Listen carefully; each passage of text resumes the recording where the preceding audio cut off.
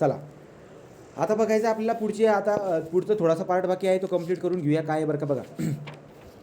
तर आता रिॲक्टिव्हिटी, ही रिॲक्टिव्हिटी खूप जरुरी आहे. तुम्हाला मी पहिल्यापासून सांगतो, रिॲक्टिव्हिटी द्यायचं जर का पार्ट झालं तुमच्याकडून, जर पार्ट झालं तर बरंच आहे उलट. ठीक आहे. तर ही रिॲक्टिव्हिटी जी काही आहे लक्षात ठेवायची. सोडियम आपलं पोटॅशियम आहे, sodium, lithium, calcium, magnesium, aluminium, zinc, ferrous, नंतर टीन आहे, लीड आहे, कॉपर, Ag, Au, हे सगळे जे काही आहेत आपले रिॲक्टिव्हिटीनुसार तुम्हाला क्रम लावता यायला पाहिजे.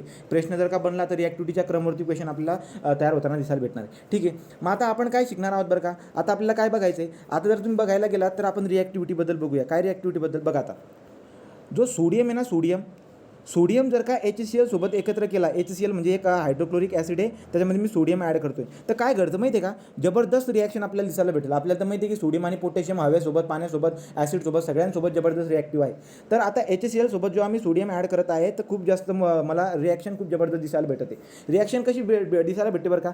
सोडियम जो काय आहे हा खूप जास्त रिॲक्टिव्ह आहे, राईट का. इकडे HCl मधला जर का तुम्ही हायड्रोजन घेतला तर हायड्रोजनपेक्षा सुद्धा तो जास्त रिॲक्टिव्ह दिसायला भेटत असतो. मग आता आपण सोडियम जे काही आहे HClमध्ये ॲड केल्यानंतर काय घडत असते, हा जो सोडियम आहे ना खूप जास्त रिॲक्शन असल्या कारणानं हायड्रोजनला काढून फेकतो आणि त्याच्या ठिकाणी त्याची जागा घेऊन घेतो.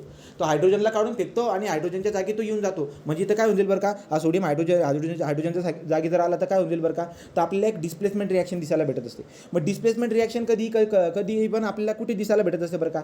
जर का समजा एखादा मेटल खूप जास्त रिॲक्टिव्ह आहे दुसऱ्यापेक्षा, तो दुसरा एखादा कंपाऊंड आहे आणि इकडे एखादा मेटल आहे, तर हा जर खूप जास्त रिॲक्टिव्ह असेल ना तर तुम्हाला अशा पद्धतीने डिस्प्लेसमेंट रिॲक्शन दिसायला भेटत असते. फॉर एक्झाम्पल हे बघा, तर सोडियम आहे हा इथं HCl आहे. आता घडणार काय बरं का, इथं काय घडणार की सोडियम जो काय आहे ना खूप जबरदस्त रिॲक्टिव्ह आहे, त्यामुळे तो हायड्रोजनला काढून फेकणार, याची जागा घेऊन गेली, तो सोडियम क्लोराईड आपल्याला अशा पद्धतीने तयार होताना दिसायला भेटणार आहे. ओके, तर ही बात बघतो. नेक्स्ट जर बघायला गेलं तर काय बरं का, sodium with the air, same story आहे. इथे कोणती रिॲक्शन झाली, डिस्प्लेसमेंट रिॲक्शन झाली. मी काय समजवण्याचा प्रयत्न करत आहे, मी सांगतोय की सोडियम किती रिॲक्टिव्ह आहे ॲसिडसोबत आणि एअरसोबत. तर ॲसिडसोबत रिॲक्शन आपल्याला अशा पद्धतीने दिसायला भेटते. या रिॲक्शनला आपण डिस्प्लेसमेंट रिॲक्शन पण म्हणत असतो, कारण की सोडियमने काय केलं, या हायड्रोजनला डिस्प्लेस केला आणि त्याची जागा घेऊन घेतली, NaCl आणि हायड्रोजनला बाहेर टाकून दिला. अशा पद्धतीने दिसायला भेटते.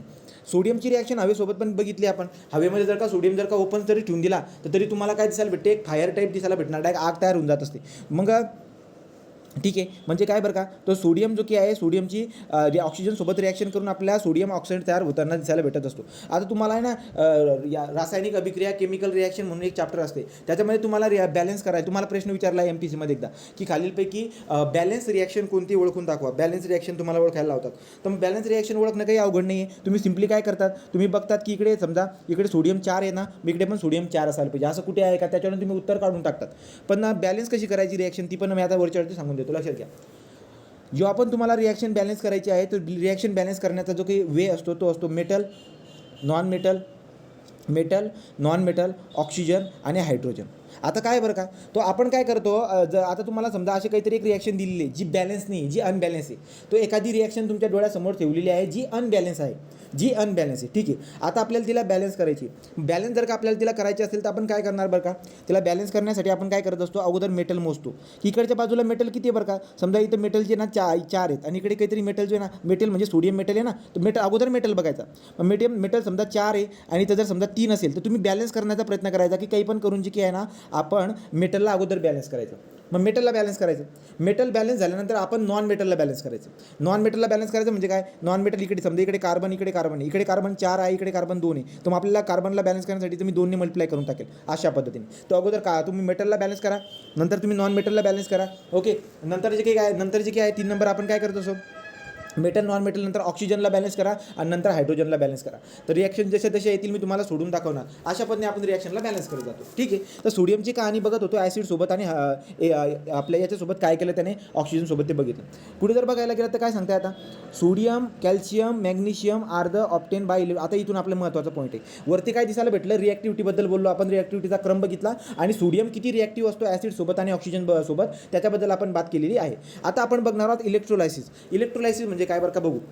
तो metal like the sodium, calcium, magnesium obtain by the electrolysis process. Okay, आपल्याला माहिती आहे की जमिनीमध्ये खाणं असतात, या खाणामधून आपण ओव्हर काढतो, कंपन्यामध्ये नेत असतो, बरोबर की नाही. आता कंपन्यामध्ये नेणार आपण तर काय होतं आहे, या ओव्हरपासून तो मेटल कंपाऊंड आपण अचीव करणार. मेटल कंपाऊंडचा आपण काय करतो, त्या मेटल कंपाऊंड, आता हे NaCl हा कंपाऊंड झाला, MgCl2 हा कंपाऊंड झाला, CaCl2 हा कंपाऊंड झाला. तर या कंपाऊंडचा आपण काय करतो बरं का, हे जे काही कंपाऊंड आहेत या कंपाऊंडचा आपण काय करतो, या कंपाऊंडपासून आपल्याला मेटल अचीव करायचं आहे. लक्षात घ्यायचं, खाणीमधून आणलेली जी काही घाण आहे तिच्यामधून इम्प्युरिटी वेगळे करून टाका, मेटल कंपाऊंड वेगळे करून टाका. बरोबर, इथपर्यंत आलो. मेटल कंपाऊंडपासून तुम्हाला मेटल बनवायचा आहे, तो मेटल कंपाऊंडपासून आपल्याला मेटल बनवावा लागतो. मग मेटल जर का मला बनवायचं असेल तर मी काय करत असतो, माझ्याकडे जी की आहे इलेक्ट्रोलायसिस प्रोसेस असते. मग आता काय मेन्शन केलं बरं का, की metal sodium, calcium, magnesium are obtain by the electrolysis of their molten chloride salt. म्हणजे काय बरं का बघा, आता आपण जर बघायला गेलो तर काय दिसायला भेटते, समजा हे एक भांडं आहे, राईट, हे भांडं आहे, याच्यामध्ये आपण काय करतो आहे, आपण समजा सोडियम क्लोराईड जी काय सोडियम क्लोराईडचं मोल्टेनच्या फॉर्ममध्ये टाकतो आहे. लक्षात घ्या, तुम्हाला मी काय सांगतो आहे की सोडियम, कॅल्शियम आणि मॅग्नेशियम हे जे काही मेटल आहेत हे तुम्हाला ऑप्टेन करता येतील. कसं ऑप्टेन करणार बरं का तुम्ही, यांचा जो कॉम्पाऊंड आहे, जो कॉम्पाऊंड कोणाच्या स्वरूपामध्ये, क्लोराईडच्या साल्टमध्ये, राईट का, तो यांचा सोडियमचा, कॅल्शियमचा, मॅग्नेशियमचा जो कॉम्पाऊंड आहे, जो कोणत्या फॉर्ममध्ये आहे, क्लोराईडच्या फॉर्ममध्ये आहे, मॅग्नेशियम क्लोराईड, म्हणजे जसं की sodium chloride, magnesium chloride, calcium chloride, तो हे जे काही येत आहे कंपाऊंडच्या फॉर्ममध्ये, यांना काय करायचं, याला वितळून टाकायचं, याला मोल्टेन स्टेटमध्ये आणायचं. ठीक आहे, तर मी समजा NaCl काय केलं, याला मी मोल्टेन स्टेटमध्ये याच्यामध्ये भरतोय. ओके, नंतर मी काय करतो, या ठिकाणी ग्राफाईटचे रॉड लावतो. तो ग्राफाईटचे रॉड आहेत आणि इथंची अरेंजमेंट करून ठेवली आपण. आता घडतं काय बरं का, त्या मोल्टेन स्टेटमध्ये जेव्हा पण आपण NaCl ला टाकतोय, तर मोल्टेन स्टेटमध्ये असताना Na+ आणि Cl- असं सेपरेट होताना आपल्याला दिसायला भेटत असतं. आता हा एक ग्राफाईट आहे, हा एक ग्राफाईटचा रॉड आहे. तो एक ग्राफाईट रॉड जो काही आहे ॲनॉड म्हणून असेल, एक ग्राफाईट रॉड जो काही आहे तो कॅथोड म्हणून असेल. ठीक आहे, तो कॅथोडकडे कॅटायन जातो. कॅटायन जो काही आहे तो कॅटायन कोणाकडे जातो, कॅथोडकडे. मग कॅटायन म्हणजे काय, पॉझिटिव्ह चार्जवाला. कारण की लक्षात घ्या, हे जे काही आहे हे याच्यात जर ऑब्झर्व करायला गेला तर हा ग्राफाईटचा रॉड आहे, हा ग्राफाईटचा रॉड आहे, याच्यामध्ये जे की आहे मोल्टेन स्टेटमध्ये असणारं सोडियम क्लोराईड आहे, त्यामुळे Na+ आणि Cl- या याच्यामध्ये ते आयनोज झालेलं आहे. आता घडते काय कहाणी लक्षात घ्या, इथून तुम्हाला ऑक्सिडेशन काय आणि रिडक्शन काय हे कळणार आहे, तर त्यामुळे गोष्टी लक्ष द्या. तर घडते काय बरं का, समजा हा जो ग्राफाईटचा रॉड आहे ना, हा कॅथोड आहे, कॅथोड. ठीक आहे, तो कॅथोड आहे आणि हा जो काही आहे ना, हा ॲनॉड आहे. हा जो काही आहे ॲनॉड आहे. ॲनॉड जो काही असतो तो ॲनॉड आपला पॉझिटिव्ह असतो आणि कॅथोड जो काही आहे तो आपला कॅथोड जो असतो निगेटिव्ह असतो. ओके, निगेटिव्ह असतो. तो कॅथोड निगेटिव्ह इलेक्ट्रोड असतो आणि ॲनॉड जो आहे पॉझिटिव्ह इलेक्ट्रोड असतो. आता याच्यामध्ये असणारं जे की Na+ आणि Cl- आहे ते काय होणार आहे, आता जर का समजा कॅथोड जर का समजा निगेटिव्ह असेल तर निगेटिव्हकडे कोण जाईल, पॉझिटिव्ह. मग पॉझिटिव्ह म्हणजे Na+ म्हणजे कॅटायन जाईल, राईट, की मी काय बोललो तुम्हाला, कॅटायन जो काही आहे तो कॅथोडकडे जातो. सो बरोबर आहे. मग घडणार काय बरं का, थोड्या वेळानंतर तुम्हाला दिसायला काय भेटणार, थोड्या वेळानंतर तुम्हाला दिसायला भेटणार की हे इलेक्ट्रोड आहेत, राईट का, तो इलेक्ट्रोड आहे, हा कॅथोड आहे, हा ॲनॉड आहे. कॅथोड जो काही आहे तो निगेटिव्ह असतो, ॲनॉड जो काही आहे तो पॉझिटिव्ह असतो. मग याच्यावरती काय होती दिसायला भेटेल तुम्हाला इथं ना, Na+ अशा पण या रॉडवरती येऊन जातील. आणि या रॉडवरती काय येईल बरं का, तो या रॉडवरती Cl- येऊन जाईल, because of what, negatively charges जे आहेत ना अशा पद्धतीने अट्रॅक्ट होताना दिसायला भेटतात. आता घडतं काय बरं का, घडतं असं, हे इकडे तिकडे सेपरेट झाले, परंतु काय होतं, इकडून जो काही आहे इलेक्ट्रॉनचा फ्लो इकडून होताना आपल्याला दिसायला भेटतोय. अशा पद्धतीने आपण इकडे वरती नव्हती वायर वाटल्यास. ठीक आहे, तो इकडून जो काही आहे इलेक्ट्रॉनचा इथं किती आहे, Cl- आहे. ओके, हा Cl- आहे. आता घडतं काय बरं का, काय होतं असं की Cl- इकडे येतोय, इकडे Na+ येतोय, तर इलेक्ट्रॉनचा फ्लो कसा होईल बरं का, आता इलेक्ट्रॉनचा फ्लो कसा होतो, जो मायनस होता बिचारा, त्या मायनसवाला जो की ना तो काय करत असतो की मी अगोदर मायनस होतो, मला आता माझं स्टेटवरती यायचं आहे, तर मायनसला जर का त्याच्या स्टेटवरती यायचं असेल तर त्याला एक इलेक्ट्रॉन काय करावं लागेल, जो उष्णा घेतला होता तो देऊन द्यावा लागेल. मग इलेक्ट्रॉन जो काय आहे, एक इलेक्ट्रॉन इकडे येऊन जाईल. आणि सोडियमने काय केलं होतं बरं का, सोडियमने काय केलं होतं, Na+ होता ना, तो Na+ म्हणजे त्याने एक इलेक्ट्रॉन दिला होता. आता जेव्हा तो एक इलेक्ट्रॉन घेऊन घेईल तर त्याने दिलेला इलेक्ट्रॉन त्याच्याकडे येऊन जाईल आणि आपल्याला सोडियम तयार होताना दिसायला भेटून जाईल, राईट का. आणि हा Cl- वाला Cl होऊन जाईल. सांगायचं तात्पर्य काय आहे की इलेक्ट्रोलायसिस प्रोसेसमध्ये आपण सोडियमला अचीव करत आहोत.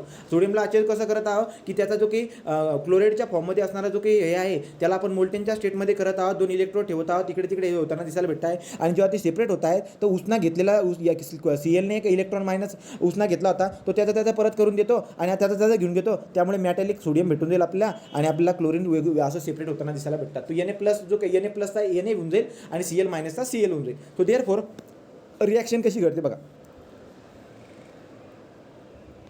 राईट. आता रिॲक्शन कशी घडते बघा, हा कॅथोड आहे, तो कॅथोड आहे आणि हा ॲनोड आहे. आता कॅथोडवरची काय रिॲक्शन घडते, ॲट अ कॅथोडवरती काय रिॲक्शन घडते ते आपण बघूया. मग आता कॅथोडवरती रिॲक्शन काय घडेल बरं का, कॅथोडवरती आपल्याला दिसायला भेटते की कॅथोडवरती कोण येते बरं का, तो कॅथोडवरती जी की आहे ना Na+ येतोय. तो कॅथोडवरती जर बघायला गेला तर कोण येतोय, कॅथोडवरती Na+ कॅटायन येतोय. तो कॅथोडवरती Na+ येतोय आणि दुसरा तिकडून एखादा इलेक्ट्रॉन जो तो इलेक्ट्रॉन पण येतोय. तो देअरफॉर आपल्याला काय दिसायला भेटते की कॅथोडवरती इलेक्ट्रॉन जे की आहेत, कॅथोडवरती जसं की सोडियम आहे Na+, राईट, प्लस इलेक्ट्रॉन तिकडून एक याच्या क्लोरीनकडून एक इलेक्ट्रॉन येतोय, त्याच्यापासून तुम्हाला काय तयार होताना दिसायला भेटेल, Na. त्याला काय तयार होताना दिसायला भेटेल, Na. तर लक्षात घ्या, त्याचा इलेक्ट्रॉन त्याच्या भेटून जातोय सोडियमला आणि तो त्याच्या स्टेटमध्ये येऊन जातो सोडियमच्या ह्याच्यामध्ये. याला म्हणतो आपण रिडक्शन. याला काय म्हणतो आपण रिडक्शन. तो रिडक्शन म्हणजे काय बरं का, रिडक्शन म्हणजे काय बरं का, की Na+ जो काही आहे तो Na+ दुसऱ्यांना देऊन जो काही आहे तो पॉझिटिव्ह होता बरोबर, पण आता इलेक्ट्रॉन घेऊन घेतोय आणि त्याच्या जागेवरती येऊन जातोय, त्याच्या जागेवरती रिड्यूस होऊन जातोय. तो त्याच्या जागेवरती रिड्यूस होताना दिसायला भेटतोय. सो जे काही आपण काय म्हणतो बरं का, गेन ऑफ इलेक्ट्रॉन. काय म्हणतो आपण गेन ऑफ इलेक्ट्रॉन. इलेक्ट्रॉनला गेन करणं त्याला म्हणतो आपण रिडक्शनची प्रोसेस. ओके, तो देअरफॉर इथं काय घडतंय Na+E- right is equal to what Na. अशा पद्धतीने आपल्याला दिसायला भेटणारी बात. तो ऑक्सिडेशन आणि रिडक्शन प्रोसेस डिटेलमध्ये तर पुढे जाऊन शिकायचंच आहे, परंतु ही जी रिॲक्शन मला दिसायला भेटते ही रिॲक्शन कुठे आहे ॲनॉडवरती, आपलं कॅथोडवरती. आता ॲनॉडवरती काय घडतं बरं का, बघा ॲनॉडवरती काय घडतं. समजा ही ग्रॅफाईटची रॉड आहेत, हा कॅथोड होता, हा ॲनॉड होता. ॲनॉडकडे कोण गेलं बरं का, Cl- गेला. ॲनॉडकडे कोण गेला, Cl- गेला. ठीक आहे, तो Cl- गेला. Cl- ॲनॉडकडे गेला, परंतु तिथं गेल्यानंतर तिथं टच झाल्यानंतर इथून एक इलेक्ट्रॉन बाहेर चालला जातो. बाहेर म्हणजे कुठे, तो याच्याकडे जात असतो. देअरफॉर आपण काय म्हणणार बरं का, की Cl जो की आहे ना, या ठिकाणी जे आहे ना Cl येतोय, परंतु घडतंय का बरं का, आपल्याला दिसायला काय भेटेल की इथं येणारा जो Cl- आहे, हा Cl- इकडे येतोय आणि इथून काय लिबरेट करतोय, तो Cl2 होऊन जातोय, प्लस इलेक्ट्रॉन इथून बाहेर निघत आहेत. लक्षात घ्या गोष्ट काय घडते. तर या पूर्ण भांड्यामध्ये Na+च्या फॉर्ममध्ये आहे, Cl- आहे. इकडे गेला आहे याच्यापर्यंत Na+, इकडे गेला Cl- जेव्हा या रॉडला टच करतोय तर त्याच्यापासून काय होतं, Cl- पासून Cl2 होऊन जाईल आणि इलेक्ट्रॉन एक इथून निघेल बाहेर बरोबर. अशी रिॲक्शन दिसायला भेटते. आता या रिॲक्शनला बॅलन्स पण करू शकता तुम्ही, जसं की Cl2 इथं क्लोरीन गॅस तयार होते, तर इथं आपण 2 लिहून देणार, तर ट्वाईस क्लोरीन नंतर पुढे काय Cl2 आणि ट्वाईस इलेक्ट्रॉन, अशा पद्धतीची रिॲक्शन तुम्हाला टोटल दिसायला भेटणार आहे. आणि याला काय म्हणतो आपण, याला म्हणतो आपण ऑक्सिडेशन रिॲक्शन. याला काय म्हणतो आपण ऑक्सिडेशन रिॲक्शन.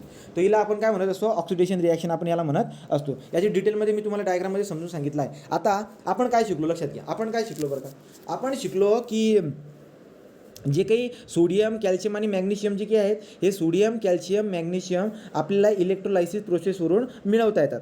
इलेक्ट्रोलायसिसची प्रोसेस करून आपण मिळवतो, परंतु त्यांचं काय करावं लागेल बरं का, तर सोडियमचे जे कंपाऊंड आहेत, कॅल्शियमचे जे कंपाऊंड आहेत, मॅग्नेशियमचे जे कंपाऊंड आहेत, जे क्लोराईड साल्ट आहेत, राईट का, त्यांना तुम्हाला काय करावं लागेल, मोल्टेन स्टेटमध्ये आणावं लागेल आणि त्याच्यावरती इलेक्ट्रोलायसिसची प्रोसेस करावी लागेल. तर त्याच्यानंतर तुम्हाला सोडियम आणि जे की क्लोरीन आहे ते सेपरेट होताना दिसायला भेटणार आहे. ओके, तो इलेक्ट्रोलायसिस रिडक्शन आपण त्याला म्हणत असतो. तर अशा पद्धतीने घडणारे बघा ते, तो हे मोल्टेन स्टेटमध्ये आहे, हा वाला हे दोघं. ओके, हा ग्रॅफाईटचा रॉड आहे, हे पॉझिटिव्ह निगेटिव्ह, ठीक आहे, हे अशा पद्धतीने एकमेकांना सेपरेट, हे असं सेपरेट होऊन जात आहे. आणि मग रिॲक्शन जी की आहे, तुम्हाला रिॲक्शन काय दिसायला भेटेल, ही अशीवाली रिॲक्शन दिसायला भेटत असते. ओके, तो काय झालं बरं का, Na+ आणि Cl- होऊन जो काय झाला तो Na होऊन गेला, राईट का. म्हणजे आपल्याला दिसायला काय भेटतंय की तो सोडियम काय घेतोय, एक इलेक्ट्रॉन घेऊन घेतोय आणि रिॲक्शन आपल्याला रिडक्शन रिॲक्शन दिसायला भेटते. आणि इथं काय होतं बरं का, क्लोरीन, तो क्लोरीन काय करतो, क्लोरीन त्या रॉडकडे आल्यानंतर एक इलेक्ट्रॉन जो काय आहे तो देऊन देतो, राईट का, आणि त्याच्या स्टेटवरती क्लोरीनमध्ये येऊन जातो. तर याला म्हणतो आपण ऑक्सिडेशन. तर ऑक्सिडेशन आणि रिडक्शनची रिॲक्शन आपल्याला याच्यामध्ये दिसायला भेटत असते आपल्या इलेक्ट्रोलायसिसच्या प्रोसेसमध्ये. ओके, आता तुम्ही इकडे पण बघू शकतात बरं का, काय जसं की काय, आता मॅग्नेशियम क्लोराईडचं जे की आहे याला मोल्टेन स्टेटमध्ये आणलं, राईट का. सो एक भांडं होतं, मोल्टेन स्टेटमध्ये मॅग्नेशियम क्लोराईड टाकलं, मॅग्नेशियम क्लोराईड टाकल्यानंतर आपण काय, आपल्याला काय दिसायला भेटेल बरं का, की Cl- आहे आणि Mg+ ट्वाईस प्लस आहे समजा. तर मग काय इथं जो काय आहे, इथं कॅथोड आणि ॲनोड असतो, कॅथोडकडे जाणार मॅग्नेशियम, ॲनोडकडे जाणार आपलं क्लोरीन. ठीक आहे, एक मिनिट, राईट. तर अशा पद्धतीने दिसायला भेटणारी बात, तो इकडे जे काय आहे Mg जाणार, क्लोरीन जाणार. मग त्याच्यानंतर काय होईल बरं का, तो त्याच्यानंतर सेम रिॲक्शन दिसायला भेटेल. रिॲक्शन पण दिली तुमच्या डोळ्यासमोर बघा. तो Mg जो की आहे, Mg जो आहे तो Mg2+ त्या ठिकाणी चिटकणार आहे आणि पुन्हा त्या रॉडला 2 इलेक्ट्रॉन तिकडून येऊन इथे चिटकतील. ओके, त्याच्यापासून तुम्हाला त्या रॉडवरती Mg तयार होताना दिसायला भेटणार. आणि इकडे काय होणार आहे बरं का, तर इथं जर ऑब्झर्व केलं तर इकडच्या ठिकाणी काय होणार, इकडचा क्लोरीन जो की आहे टच झाल्यानंतर हा क्लोरीन होऊन जाईल, पण इथून एक इलेक्ट्रॉन निघून इकडे जात असतो, राईट का. So oxidation reaction, reduction reaction लक्षात ठेवायचं. तो इलेक्ट्रॉनला घेणं आणि इलेक्ट्रॉनला देणं, हा क्लोरीन काय करतो, इलेक्ट्रॉनला देतोय आणि मॅग्नेशियम काय करतो आहे, इलेक्ट्रॉनला घेतोय. तर या अशा पद्धतीने आपल्याला काय दिसायला भेटतात, गेनिंग अँड आपण काय म्हणतो, इलेक्ट्रॉनला घेणं किंवा इलेक्ट्रॉनला दिलं, ऑक्सिडेशन आणि रिडक्शन आपण प्रोसेस म्हणत असतो. ठीक आहे, तर अशा पद्धतीची बात आहे. मग सोडियम झाला, मॅग्नेशियम झाला, सोडियम मॅग्नेशियम आणि पुढचा काय होता, सोडियम मॅग्नेशियम आणि काय आहे, तुम्हाला परीक्षेमध्ये क्वेश्चन एवढा खोलमध्ये जाणार नाही, पण तरी लक्षात राहा, सोडियम कॅल्शियम आणि मॅग्नेशियम जी काय आहे इलेक्ट्रोलायसिस प्रोसेसवरून आपल्याला अचीव करता येतात. ही प्रोसेस पुन्हा अजून पुढे जाऊन शिकायला भेटणार आहे. तर बघू आता पुढे जाऊ. हां, आता आपल्याला जो पॉईंट आहे तो म्हणजे एक्स्ट्रॅक्शन ऑफ मेटल. आता जे की वरचं बघितलं ॲक्च्युली ते पण एक्स्ट्रॅक्शनच होतं, एक्स्ट्रॅक्शन ऑफ मेटल. आता आपल्याला डायरेक्ट मेटल मिळवायचं आहे. तर एक्स्ट्रॅक्शन ऑफ मेटलसाठी आपल्याकडे जे की आहे, आपल्याला कोणाकोणाचं एक्स्ट्रॅक्शन करायचं आहे, तो पहिला पॉईंट असतो extraction of reactive metal. Reactive metal, जे रिॲक्टिव्ह मेटल आहेत, रिॲक्टिव्ह मेटल म्हणजे काय बरं का, तर सोडियम पोटॅशियम वरचे टॉपचे जे काही आहेत ना, ते रिॲक्टिव्ह मेटलचं आपल्याला काय करायचं आता, एक्स्ट्रॅक्शन करायचं, म्हणजे ओव्हरपासून मेटल बनवणं. आपण मागच्या ज्या पद्धती बघितल्या त्याच्यामध्ये मेटल कंपाऊंड बनवला होता. आता मेटल कंपाऊंडचं आपल्याला मेटल बनवायचं आहे. मेटल कंपाऊंडचं मेटल बनवण्यासाठी मी याच्या अगोदर एक प्रोसेस सांगितली होती, ज्याला तुम्ही म्हटलेत इलेक्ट्रोलिसिस प्रोसेस. त्या इलेक्ट्रोलिसिस प्रोसेसमध्ये आपण सोडियम वगैरे जे आहेत ना, त्यांना आपण मेटल बनवला.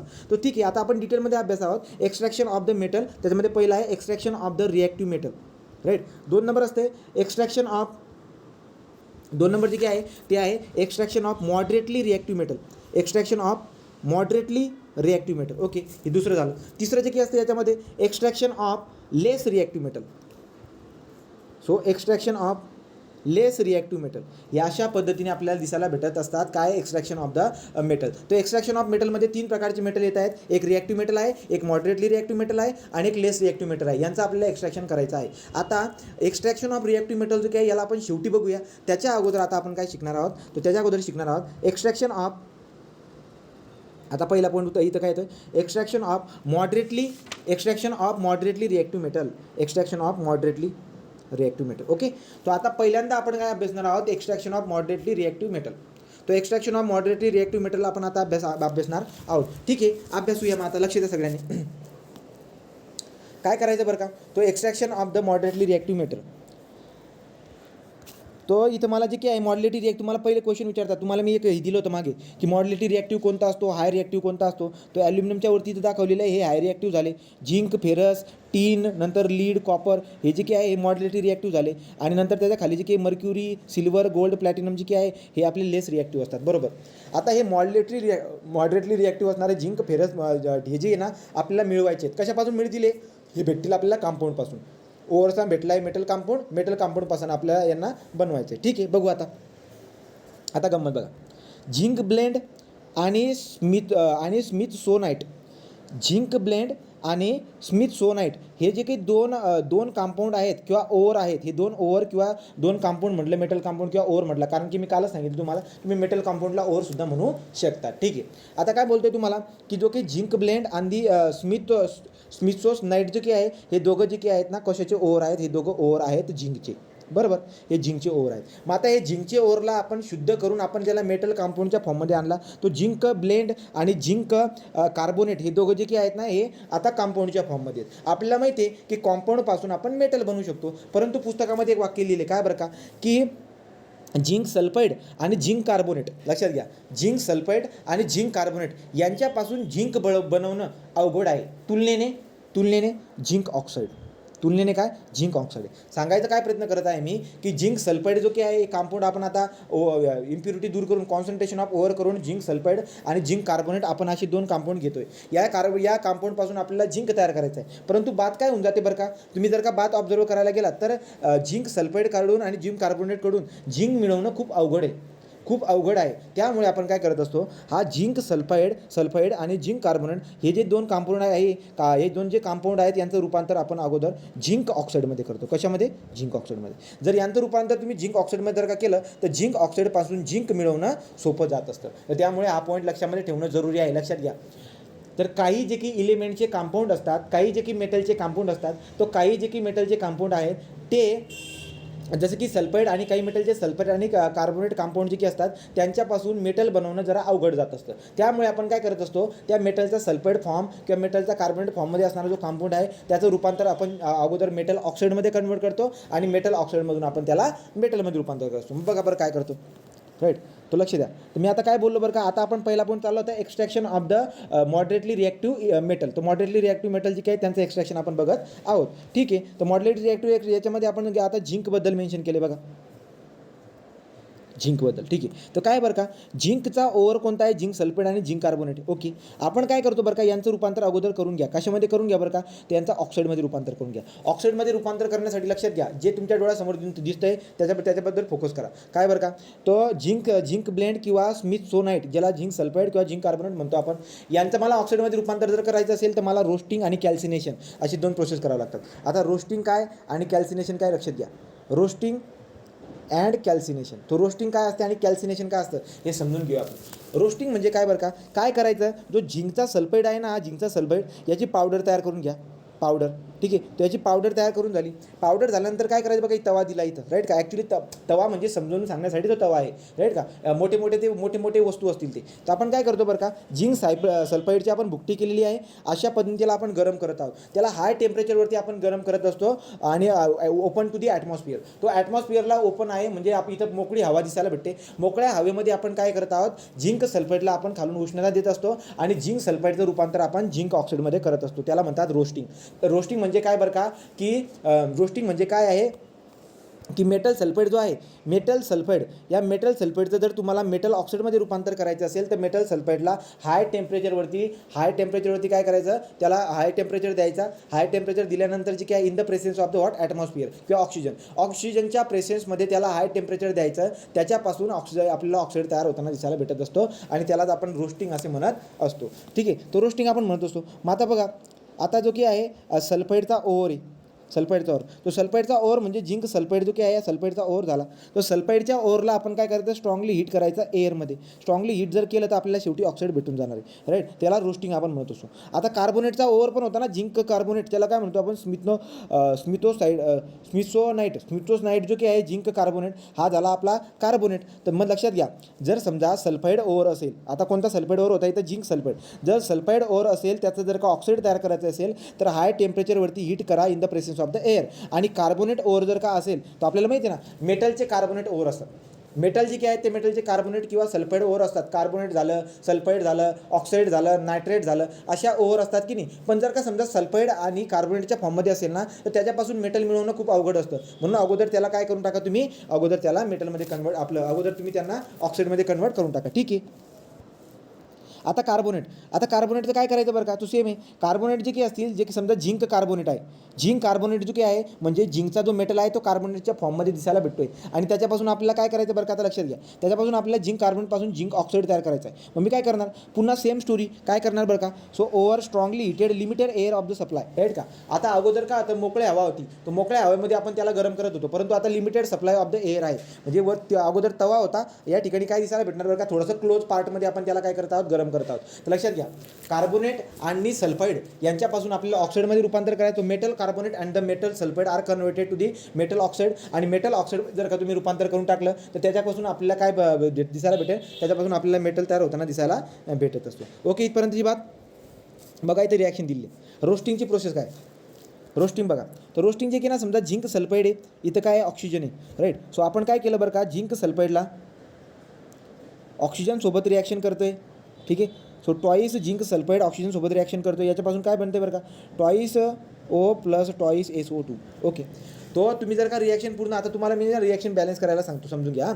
तो झिंक सल्फाइड होता, बरोबर, आपण रिॲक्शन केली ऑक्सिजनसोबत, बरोबर. आता काय होणार आहे बरं का, तो झिंक सल्फाइड जो की आहे ऑक्सिजनसोबत रिॲक्शन करत आहोत, तो झिंक जो की आहे, झिंक काय करणार, डिस्प्लेसमेंट रिॲक्शन दाखवणार, जो की झिंक ऑक्साईड तयार होईल, कारण की आपण ऑक्सिडेट बनवतोय ना, तो झिंक ऑक्साईड तयार होऊन जाईल आणि आपल्याला काय तयार होईल, उरलेलं जे की आहे समजा, तो उरलेला आपला अशा पद्धतीने काहीतरी सल्फाइड ऑक्साईड तयार होताना दिसायला भेटतोय. आता ही रिॲक्शन बॅलन्स आहे का हे चेक करावं लागेल तुम्हाला. मग बॅलन्स आहे की नाही, त्यासाठी अगोदर मेटल, नंतर नॉन मेटल, ऑक्सिजन, हायड्रोजन. बघा मग आता काय करायचं. मेटल कोण आहे बरं का आपल्या या ठिकाणी, तो मेटल जर बघायला गेला तर झिंक मेटल आहे. मग झिंक किती आहे बरं का याच्यामध्ये, तर तुम्हाला दिसायला भेटेल की झिंक आहे 1, आणि इकडच्या डिरेक्शनमध्ये झिंक बघा, झिंक किती आहे, 1 आहे, बरोबर. तो झिंक जो आहे 1 दिसायला भेटेल. नंतर तुम्ही जाणार आता नॉन मेटलकडे. नॉन मेटल कोण आहे, सल्फर नॉन मेटल आहे. सल्फर या ठिकाणी किती आहे, 1 आहे. इथे किती सल्फर, तो पण 1च आहे, ठीक आहे. आता जर बघायला गेला तिथे काय दिसायला भेटते, ऑक्सिजन जो की आहे तो रिॲक्शनमध्ये 2 दिसायला भेटतो आणि प्रोडक्टमध्ये जर बघायला गेलात तर किती बरं का, 3 आहेत. इथं 2 आणि हा एक 3 आहे. मग आता ऑक्सिजनमध्ये आपल्याला बॅलन्सपणा दिसायला भेटत नाही, मग 3 आहेत ना, मग मी काय करतो बरं का, त्याला 3 बनवण्यासाठी समजा मी इथं 3ने मल्टिप्लाय करतो. तुम्ही म्हणाल की 3ने मल्टिप्लाय तर करशील पण त्याचे 6 होऊन जातील बरं का रिॲक्शनमध्ये. तो रिॲक्शनच्या साईडला 3 दुने 6 होऊन जातील आणि त्याचं फक्त 3च ऑक्सिजन आहे. मग मी पुन्हा काय कराल बरं का, तो मला जर का त्याला 6 बनवायचा असेल तर मी पुन्हा काय करू शकतो, 2, तो 2 इकडे 2 दिसायला भेटतात. समजा जर का मी इथं 2 करून टाकलं, तो झाले 2 आणि इथं पुन्हा जर का समजा मी SO2 आहे ना तो, इथं जर का समजा मी 2 केलं तर किती होतील रे, जास्त होऊन जातील का ते, हे बघा. इथं जर का समजा मी 2 केलं तर आय थिंक ते बरोबर होतील. मग बघा किती होत आहेत बरं का, हे 3 दुने 6 झाले, हे झाले इथं 2 ऑक्सिजन आणि ते किती आहेत बरं का, हा 2 ऑक्सिजन आणि बेदुने 4 म्हणजे 4 ऑक्सिजन, 4 आणि 2 किती झाले 6. तर देअरफॉर रिॲक्शन काय भेटते आता, झिंक अशा पद्धतीने. बघू आता पुढनं अजून बॅलन्स होते का. हां, so twice ZnO plus twice SO2 अशा पद्धतीची रिॲक्शन तुम्हाला दिली. ते तुम्हाला कोणची पण रिॲक्शन म्हणतील आणि सांगा याची बॅलन्स रिॲक्शन कोणती, तर बॅलन्स करता यायला पाहिजे. आता तुम्ही म्हणणार की आपण जे की आहे ना ऑक्सिजनला बॅलन्स करण्याच्या नादामध्ये बाकीच्या गोष्टी वाढवून टाकल्यात. जसं की काय, झिंक तिकडे एकच होता पण झिंक आता 2 होऊन गेला. मग तुम्ही काय करणार, इथं 2 करून देणार. जर तुम्ही याच्या पुढे 2 जर केला तर काय होईल बरं का, 2 झिंक आणि 2 सल्फाईड होतील. मग बघा बरं का, तो 2 झिंक आहेत आणि सल्फाईड किती आहेत, सल्फाईड पण 2 आहेत. सो देअरफॉर याची कंप्लीट रिॲक्शन कशी बनवून देणार, तर अशा पद्धतीने त्याची कंप्लीट रिॲक्शन बनणार. बघा, twice ZnS plus thrice O2 plus twice ZnO plus 2 SO2 अशा पद्धतीने रिॲक्शन आपली बनत असते. ठीक आहे. तर रोस्टिंग प्रोसेस काय असते लक्षात घ्यायचं. रोस्टिंग प्रोसेस म्हणजे काय, मेटल सल्फाईडला ओपन ॲटमॉस्फिअरमध्ये खूप जास्त टेम्परेचरवरती हे करून त्याचं ऑक्साईडमध्ये रूपांतर करण्याच्या प्रोसेसला, so sulphide is converted to the oxide in a high temperature with the presence of the air is call at the what roasting. आणि आपण रोस्टिंग केली झिंक सल्फाईडची. नंतर पुढचं काय असतं बरं का, कॅल्सिनेशन. कॅल्सिनेशनमध्ये काय दिसायला भेटत असतं बरं का, तो कॅल्सिनेशनमध्ये आपण काय करत असतो, कॅल्सिनेशनमध्ये बी सेम आहे. आता तुम्ही म्हणणार की इथं ऑक्सिजन असं दाखवत आहेत आणि कॅल्सिनेशनमध्ये इथं ऑक्सिजन का दाखवत नाही, कारण की इथं ऑक्सिजनच्या प्रेसेन्समध्ये इथं ऑक्सिजन पण खूप जास्त आहे, एअर पण खूप जास्त आहे, पण इथं लिमिटेड सप्लाय ऑफ एअर म्हणत आहोत. म्हणजे असं म्हटलं तरी पण चालेल की आजूबाजूला ऑक्सिजन नाही आहे, राईट का. सो खूप कमी प्रमाणामध्ये ऑक्सिजन दिसायला भेटते, त्याच्यावरती आपण प्रोसेस करत आहोत, रिॲक्शन आपण करत आहोत. सो ठीक आहे. मग झिंक कार्बोनेट ऑक्सिजन जी काय आहे ते कमी प्रमाणामधून म्हणून मी ऑक्सिजन केली येत नाही आणि त्याच्यामुळे आपल्याला रिॲक्शन भेटेल ZnO प्लस CO2 उडताना दिसायला भेटेल. अशा पद्धतीने रिॲक्शन ही बनत असते. याला काय म्हणतो आपण, याला म्हणतो कॅल्सिनेशन. तर मग आता तुम्हाला परीक्षेमध्ये क्वेश्चन कॅल्सिनेशनचं किंवा रोस्टिंगचं विचारतील, लक्षात राहायचं. सल्फाईडचं रूपांतर ऑक्साईडमध्ये करण्यासाठी हाय टेम्परेचर आणि ओपन टू दी ॲटमॉस्फिअर ठेवणं याला रोस्टिंग म्हणतो. आणि जे काही मेटलचा जो कार्बोनेट आहे त्याचं रूपांतर ऑक्साईडमध्ये करण्यासाठी आपण त्याला खूप उष्णता देतो in limited supply of the air, त्याला म्हणतो आपण कॅल्सिनेशन. ओके. तो कॅल्सिनेशन आणि तुम्हाला हे कळालं असणार. आता पुढे जाऊ. ठीक आहे. आता आपण काय केलं बरं का, झिंक सल्फाईडचं आणि झिंक कार्बोनेटचं जे काय आहे, झिंक सल्फाईड आणि झिंक कार्बोनेट हा कोण होता बरं का आपला रे, तो हा मॉडरेटली रिॲक्टिव्ह मेटल होता. यांच्यापासून आपण काय बनवून टाकला, आता आपण ZO बनवून टाकला. मग आपण झिंक ऑक्साईड बनवून टाका. बघा बरं का, आपण झिंक ऑक्साईड बनवून टाकला. ओके. तो झिंक ऑक्साईडचा आपण बनवून टाकला, पण अजून कुठे त्याचं मेटल आपण अचीव केलेलं नाही. आपला पॉईंट काय चालला, एक्स्ट्रॅक्शन ऑफ द मेटल. आपल्याला मेटल एक्स्ट्रॅक्ट करायचं आहे. आपण ZnO एक्स्ट्रॅक्ट केला आहे. अजून मेटल कसं एक्स्ट्रॅक्ट होईल बरं का, बघा. Zinc oxide obtain reduce to zinc. आता झिंक ऑक्साईडला झिंकमध्ये रूपांतर करण्यासाठी तुम्हाला त्याला रिड्यूस करावं लागेल. तो झिंक ऑक्साईडला काय करावं लागेल, तुम्हाला रिडक्शन करावं लागेल. ते रिडक्शन करावं लागेल म्हणजे काय, तिथून ऑक्सिजन हटवावं लागेल. ऑक्सिजन हटवणं, झिंक ऑक्साईडमधलं ऑक्सिजन हटवून टाका. सो ऑक्सिजन हटवणं म्हणजे काय करणं बरं का, त्याचं रिडक्शन करणं. मग बघा बरं का काय होईल आता. सो रिड्युसिंग एजंट तुम्हाला वापरावा लागतो. मग झिंक ऑक्साईड जो काही आहे, आपण काय करतो, रिड्युसिंग एजंट जो काय, रिड्युसिंग एजंट वापरणार. झिंक ऑक्साईडसोबत रिड्युसिंग एजंट वापरणार तुम्ही आणि त्याच्यासोबत काय होईल बरं का, रिॲक्शन होऊन काहीतरी एक प्रोडक्ट बनणार आहे. मग काय प्रोडक्ट होईल बरं का, बघा आपण रिॲक्शन पूर्ण करू शकू. तर बघा, झिंक ऑक्साईड जो काही आहे, zinc oxide obtain is reduce to zinc. Zinc ऑक्साईडपासून झिंक अचीव करायचा आहे. तर मी काय केलं, झिंक ऑक्साईडला रिड्युसिंग एजंट जो आहे ना, रिड्युसिंग एजंट कोणता आहे, कार्बन. तो कार्बन, समजा रिड्युसिंग एजंट खूप सारे असतात, मी कार्बन घेतला आहे. तर कार्बन रिड्युसिंग एजंट म्हणजे काय बरं का, तो झिंकला लागलेला जो काही ऑक्सिजन आहे तो काढून टाकतो आणि झिंकला वेगळा करून टाकतो. मग बघा बरं काय होतं. इथं जर तुम्ही ऑब्झर्व केलं तर झिंक जो आहे तो वेगळा होऊन जाईल आणि आपल्याला काय दिसायला भेटेल, कार्बन जो काही आहे, कार्बन मोनॉक्साईड आपल्याला उडताना दिसायला भेटत असतो. तर अशा पद्धतीने जे काही आहे झिंक आपल्याला भेटणार आहे. मग मी तुम्हाला काय सांगतोय बरं का, की अगोदर तुम्ही काय करा, रोस्टिंग करून घ्या. म्हणजे झिंक सल्फाईडचं झिंक ऑक्साईडमध्ये रूपांतर करून घ्या आणि झिंक ऑक्साईडचं तुम्ही रिड्युसिंग एजंट घ्या. Zinc oxide plus reducing agent एकत्र करा, तुम्हाला झिंक भेटून जाईल आणि अशा पद्धतीने गॅस जो आहे ना बाहेर जाताना दिसायला भेटणार. ओके. तर ही जी काही आहे अशी रिॲक्शन आपल्याला दिसायला भेटत असतात. तो सांगायचं तात्पर्य काय होतं बरं का, की जो काही आता आपण मॉडरेटली रिॲक्टिव्ह इलेमेंटमधला सल्फाईड किंवा कार्बोनेटच्या फॉर्ममध्ये असणारे जे काही होतं त्याला ऑक्साईडमध्ये रूपांतर केलं आणि ऑक्साईडवरती आपण काय केलं बरं का, ऑक्साईडचं रिॲक्शन आपण रिड्युसिंग एजंटसोबत करतोय आणि आपण आपला मेटल बनवत आहे. ओके. पुढे काय, तो अशा पद्धतीने घटना घडली. मग पुढे काय म्हटले बरं का, की सोडियम झाला, कॅल्शियम झाला, aluminium. Sodium calcium aluminium, sodium झाला, कॅल्शियम झाला, ॲल्युमिनियम झाला. ज्याप्रमाणे तुम्ही कार्बन इथं रिड्युसिंग एजंट वापरला आहे बघा. सो झिंक ऑक्साईड जो आपला आला होता रिड्युसिंग एजंट कोणता होता आपला कार्बन. तो कार्बन काय करत असतो रिड्युसिंग एजंट आहे. म्हणजे काय तो कार्बन स्वतः लक्ष द्या इथे रिॲक्शन कशी बनते. आता झिंक ऑक्साईडचं काय झालं बरं का, झिंक ऑक्साईडमधला ऑक्साईड निघून गेला, आपल्याला काय भेटलं फायनली झिंक भेटलं, तो रिड्यूस झाला. सो याला म्हणतो आपण रिडक्शन रिॲक्शन, याला काय म्हणतो आपण रिडक्शन रिॲक्शन. आणि कार्बनचा काय झालं आहे कार्बन मोनॉक्साईड तयार झालं आहे. तो कार्बनचा कार्बन मोनॉक्साईड झाला म्हणजे तो ऑक्सिडेशन दिसायला भेटते. तो ऑक्सिडेशन आणि आपल्याला रिडक्शन दोघं प्रोसेस एकत्र दिसायला भेटत आहे. ऑक्सिजन रिडक्शन दिसायला भेटते. ठीक आहे, तर लक्षात घ्यायचं प्रत्येक वेळेस फक्त आपण कार्बन यूज करणार का रिड्युसिंग एजंट म्हणून नाही, तर रिड्युसिंग एजंट हे पण असतात. सोडियम, कॅल्शियम, ॲल्युमिनियम, कार्बन हे 4 आपण रिड्युसिंग एजंट म्हणून लक्षात ठेवायचं. तो लक्षात घ्या काय काय सांगितले मी आता, की जे की मॉडरेटली रिॲक्टिव्ह एलिमेंट असतात ते सल्फाईड किंवा कार्बोनेटच्या फॉर्ममध्ये जर का असतील तर त्यांचं रूपांतर तुम्ही ऑक्साईडच्या फॉर्ममध्ये करून टाका. ऑक्साईडच्या फॉर्ममध्ये झाल्यानंतर ऑक्साईडमध्ये तुम्ही रिड्युसिंग एजंट ॲड करा. तर रिड्युसिंग एजंटमध्ये आपल्याकडे carbon, sodium, calcium, magnesium, aluminium जे काय आहे यांचा वापर करणार आपण आणि त्यांचं रूपांतर आपण आपल्या मेटरमध्ये करून टाकत असतो. मग दिले बघा. ठीक आहे, जसं की आता बघा, आता मॅग्नीज डायऑक्साईड जो काही आहे मॅग्नीज डायऑक्साईड, या मॅग्नीज डायऑक्साईडला मला काय मॅग्नीजमध्ये रूपांतर करायचं आहे. तो मॅग्नीज डायऑक्साईडमधून मी ऑक्सिजन हटवणार आणि त्या ठिकाणी ॲल्युमिनियम वगैरे हे करणार. म्हणजे काय होईल बरं का, लक्ष द्या.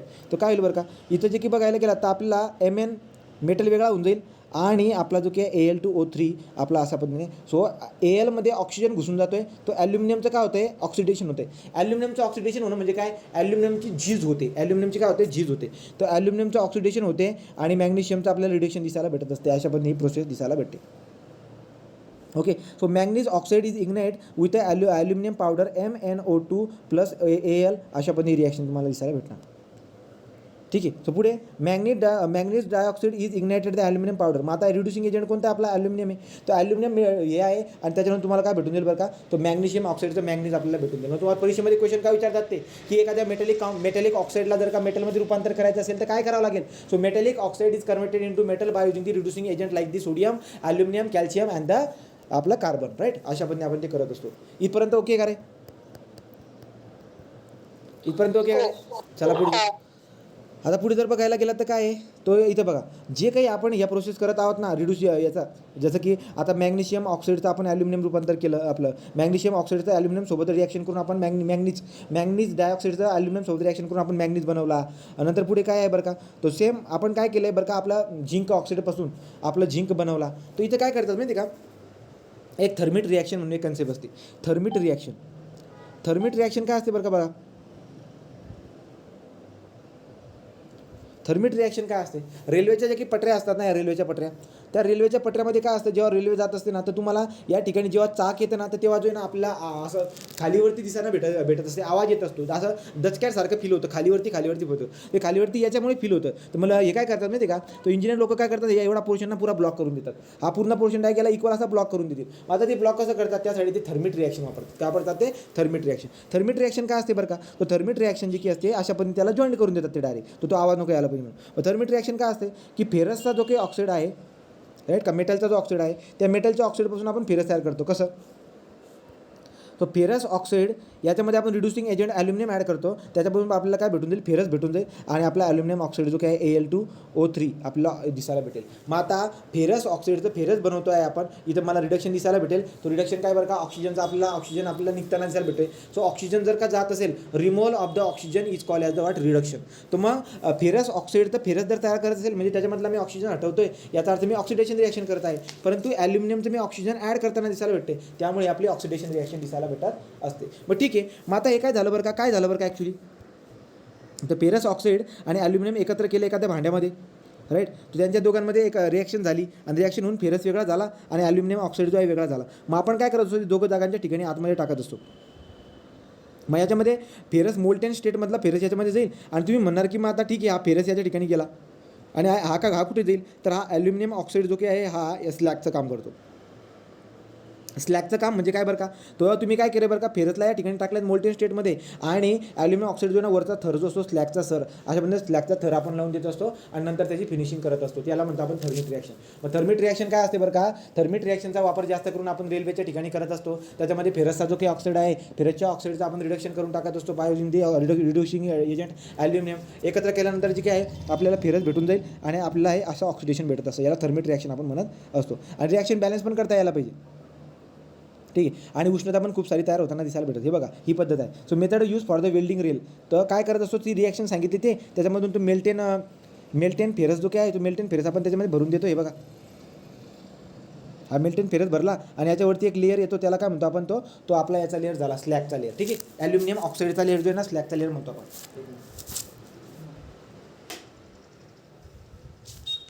आता पुढे जाऊ.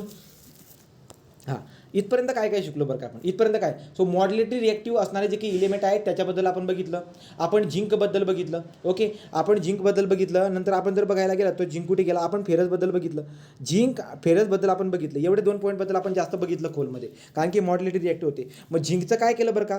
झिंक ॲक्च्युली जो सापडतो आपल्याला तो निसर्गामध्ये सल्फाईड आणि कार्बोनेटच्या फॉर्ममध्ये असतो. त्याचा मेटल कंपाऊंडमध्ये रूपांतर करतो आणि मेटल कंपाऊंडवरती आपण काय करतो मेटल कंपाऊंडवर आपण मेटल अचीव करतो. तो मेटल कंपाऊंडमधून जर का तुम्हाला जसं की आता ZN ऑक्सिजन म्हणजे झिंक ऑक्साईड होता. झिंक ऑक्साईडचं मला जर का आपलं झिंक जर का घ्यायचं असेल तर मी काय करणार मी रिड्युसिंग एजंट यूज करणार आणि रिड्युसिंग एजंटने काय करणार मी झिंकला वेगळा करून टाकणार. अशा पद्धतीने आपण ते हे करत असतो.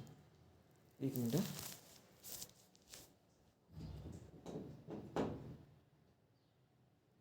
दादू काय करणार हां तर मग अशा पद्धतीने जे काय आहे हे घडते. ओके तर सेम याच्यामध्ये पण तो मग फेरस झाला झिंक झाला यांच्यासोबत काय घडतं लक्षात राहू द्या. तो सल्फाईड किंवा कार्बोनेटच्या फॉर्ममध्ये जर का असेल त्याला ऑक्साईडच्या फॉर्ममध्ये करा. ऑक्साईडच्या फॉर्मचं रिडक्शन करा म्हणजे रिड्युसिंग एजंट यूज करा आणि त्याच्यानंतर तुम्हाला डायरेक्ट मेटल भेटून जाईल आणि त्या मेटलचा वापर आपण मग थर्मिट रिॲक्शनमध्ये करूया किंवा मेटल भेटल्यानंतर मग आपण त्याला वापर करणार आहोत. अशा पद्धतीने रिडक्शन रिॲक्शन आपल्याला दिसायला भेटत असते for the modulatory reactive इलिमेंटसोबत. Okay तर झालं. आता इथपर्यंतची बात झाली. पुस्तकात काही माहिती असेल त्याच्याबद्दल सांगून देतो.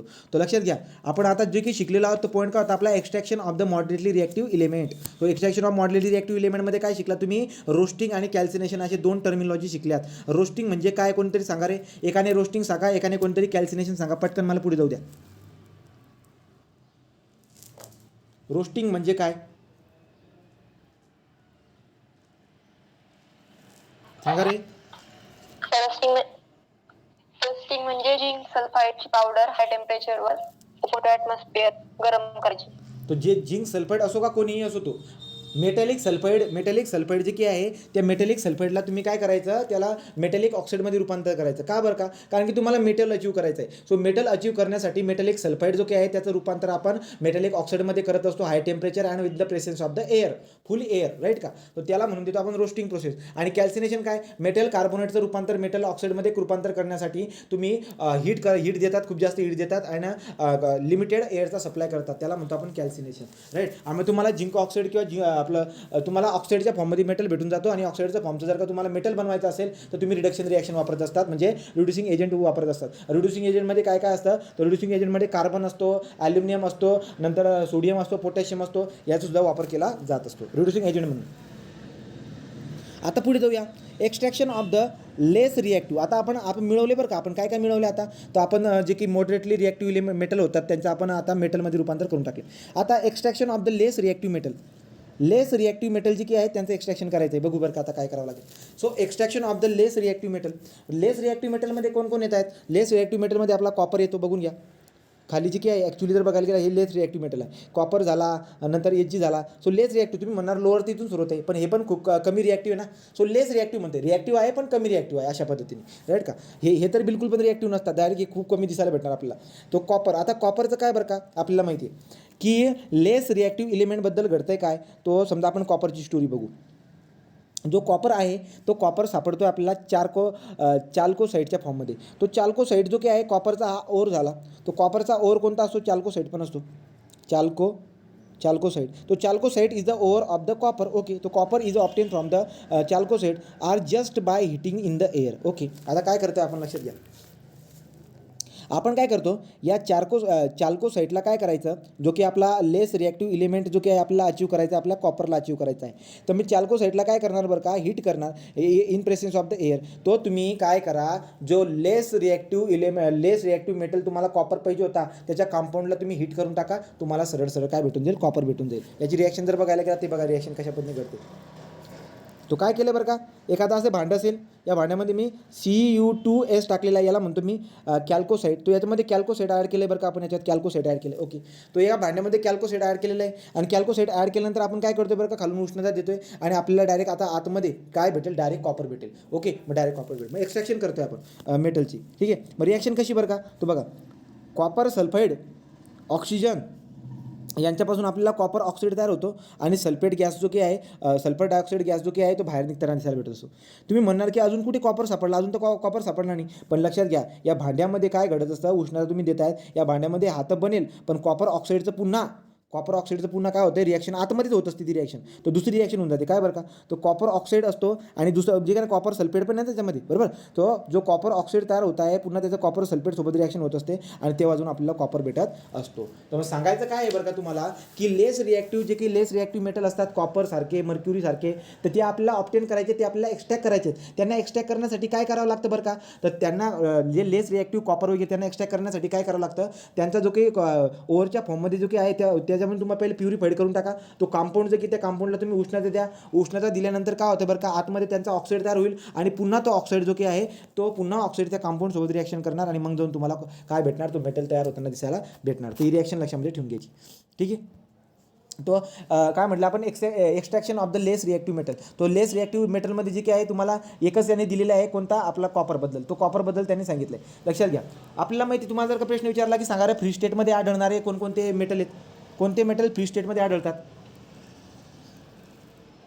Gold, silver. आहे ना, गोल्ड, सिल्वर, प्लॅटिनम हे फ्री स्टेटमध्ये आढळतात, बरोबर. ॲक्च्युली कॉपर जो की आहे ना, तो कॉपर पण कधी म्हणू आपण, जवळजवळ म्हणूया, कारण की थोडासा तो रिॲक्टिव्ह असतो, मामूली, राईट. त्यामुळे तो कंपाऊंडच्या फॉर्ममध्ये आपल्याला सापडताना दिसायला भेटत असतो, राईट. कॉपर पायरेटच्या फॉर्ममध्ये अजून आपण चालू बघितला, त्यांच्या फॉर्ममध्ये दिसायला भेटत असतो. तर मग काही नाही, सिंपल आहे, तुम्ही त्या भांड्यामध्ये त्याला टाकून द्या, खालून उष्णता द्या, त्याचं रूपांतर जे कॉपर ऑक्साईडमध्ये होईल आणि कॉपर ऑक्साईडचं रूपांतर पुन्हा कॉपर सल्फेटसोबत होतं आणि मग जाऊन आपल्याला कॉपर तयार होताना दिसायला भेटत असतो. This is the extraction of the less reactive मेटलबद्दल ही एवढी माहिती तुम्हाला दिलेली आहे पुस्तकामध्ये. ठीक आहे, आता आपण काय केलं बरं का, आपण एक्स्ट्रॅक्शन करत आलो आतापर्यंत. कॉपरचं एक्स्ट्रॅक्शन केलं, जो की आपला लेस रिॲक्टिव्ह इलेमेंट होता, लेस रिॲक्टिव्ह मेटल होता. नंतर आपण मॉडरेटली रिॲक्टिव्हमध्ये आपण झिंक आणि फेरसचं आपण काय केलं, एक्स्ट्रॅक्शन केलं. म्हणजे आपण एक्स्ट्रॅक्शन कंपाऊंडपासून आपण मेटल तयार केला. ओके, आता जो तुम्हाला मेटल भेटत आहे या सगळ्या प्रोसेसमधून, जे प्रोसेस आपण केल्यात ना, त्या प्रोसेसमधून आपल्याला काय भेटतोय, मेटल भेटतोय. मग जो मेटल आपल्याला भेटत आहे तो मेटल कधी पण प्युअर फॉर्ममध्ये राहत नाही. तुम्ही म्हणा असं काय बोलतोय बरं का, लक्षात घ्या, आपण पहिले खाणीमधून ओव्हर आणला, त्याचं कॉन्सन्ट्रेशन ऑफ ओव्हर म्हणजे काय, त्याची इम्प्युरिटी गँग पार्टिकल वेगळे केले, मग आपल्याला मेटलचा कंपाऊंड भेटला. या मेटलचा कंपाऊंड पहिले बघायचं आपण की मेटलचा कंपाऊंड आहे हा, तर मग मेटलचा कंपाऊंड कोणत्या प्रकारचा आहे त्याच्यानुसार आपल्याला कळणार काय करायचं काय आपल्याला. ठीक आहे, तो मेटलचा कंपाऊंड आहे. मग मेटलच्या कंपाऊंडचा आपण एक तर रिडक्शन रिॲक्शन जर का केली तर आपल्याला मेटल भेटेल, किंवा आपण जर का समजा इलेक्ट्रोलायसिस प्रोसेस केली तर आपल्याला भेटून जाईल, किंवा आपण जर का समजा ज्या मेटल ऑक्साईडचं जर का समजा आपण हीट जर दिली तर हीट देऊन का ते त्याचं रूपांतर आपल्याला ऑक्साईडमध्ये होईल आणि ऑक्साईडचं पुन्हा ते मेटलसोबत रिॲक्शन होऊन आपल्याला मेटल भेटेल. इथपर्यंत आपण आलो आहे मेटल. पण हे जे काही मेटल आपल्याला आता बनता येत नाही वाले, हे मेटल कधीही शुद्ध स्वरूपात राहत नाही. हे मेटल कधी पण शुद्ध, म्हणजे आता तुम्ही कंपाऊंडपासून मेटल बनवला आहे, इथपर्यंत आले तुम्ही, कंपाऊंडपासून तुम्ही मेटल बनवला, पण तो मेटल जो आहे ना तो प्युअर फॉर्ममध्ये राहत नाही. हे मेटल प्युअर फॉर्ममध्ये राहत नाही. मग आता प्युअर फॉर्ममध्ये राहत नाही म्हणजे नेमकं काय बरं का, ॲक्च्युली हे मेटल कधी प्युअर फॉर्ममध्ये राहत नाही. यांना अजून तुम्हाला प्रोसेस करावी लागत असेल. तो जे मेटल आपल्याला भेटलेले आहे ते पूर्ण प्युअर फॉर्ममध्ये नसतात. त्यांना अजून आपल्याला प्युअर फॉर्ममध्ये बनवण्यासाठी आपल्याला इलेक्ट्रोलायसिसची प्रोसेस करावी लागते. काय करावं लागते, इलेक्ट्रोलायसिसची प्रोसेस करावी लागत असते. तो मेटलला प्युअर स्टेटमध्ये आणण्यासाठी किंवा प्युअर बनवण्यासाठी आपल्याला इलेक्ट्रोलायसिसची प्रोसेस करावी लागत असते. तो आपण कंपाऊंडपासून मेटल बनवलेलं आहे, पण मेटलमध्ये थोडीशी अजून इम्प्युरिटी दिसायला भेटत आहे. ती मेटलमध्ये थोडीफार जी की इम्प्युरिटी आहे त्याला काढण्याच्या प्रोसेसला म्हणतो रिफायनिंग ऑफ मेटल. तो रिफायनिंग ऑफ मेटल म्हणजे काय बरं का, तर लक्षात घ्या, रिफायनिंग ऑफ मेटल म्हणजे काय की जो कंपाऊंड आहे, कंपाऊंडपासून भेटल्या गेलेला जो काही मेटल आहे तो मेटल पूर्ण कधी प्युअर राहत नाही. थोडीफार त्याच्यामध्ये इम्प्युरिटी असते. तर मेटलला असणारी इम्प्युरिटी काढणे, आता मेटलपर्यंत पोहोचलात ना, मेटलला थोडीफार इम्प्युरिटी असते, मेटलला असणारी इम्प्युरिटी काढणे त्याला रिफायनिंग ऑफ मेटल म्हणत असतो. आणि त्यासाठी बेस्ट मेथड कोणती आहे, रिफायनिंग ऑफ मेटल करण्यासाठी बेस्ट मेथड कोणती आहे, तर इलेक्ट्रोलायसिस मेथड आहे. कोणती, इलेक्ट्रोलायसिस मेथड. तो इलेक्ट्रोलायसिस मेथड जी काही ती बेस्ट मेथड दिसायला भेटत असते. बोला, कळालं का रे? ठीक आहे. अशा पद्धतीने रिफायनिंग ऑफ मेटलबद्दल तुम्हाला विचारतील. आता तुम्ही म्हणणार की एक्स्ट्रॅक्शन ऑफ आपण एक्स्ट्रॅक्शन केले कोणाकोणाचं, जे मधला पट्टा होता मॉडरेटली रिॲक्टिव्ह आणि लेस रिॲक्टिव्ह यांचं एक्स्ट्रॅक्शन करून टाकलं, तर ते मेटलचं एक्स्ट्रॅक्शन करून टाकलं ज्यांची रिॲक्टिव्हिटी मॉडरेट आणि लेस होती. पण तुम्ही म्हणणार की एक्स्ट्रॅक्शन केलं नाही तू ज्याची रिॲक्टिव्हिटी हाय होती. तर हाय रिॲक्टिव्हिटीचं मी सांगेल नंतर तुम्हाला, पहिले आपण ही दोन गोष्टी समजून घेतल्या. तो रिफायनिंग ऑफ मेटलची टर्म पण कळाली आणि त्यासाठी असणारी पद्धत तुम्हाला विचारतील की which of the following is the method for use for the what refining of the metal. तर रिफायनिंग ऑफ मेटल करण्यासाठी इलेक्ट्रोलायसिस मेथड आपण वापर करत असतो. ठीक आहे, पुढे जाऊया.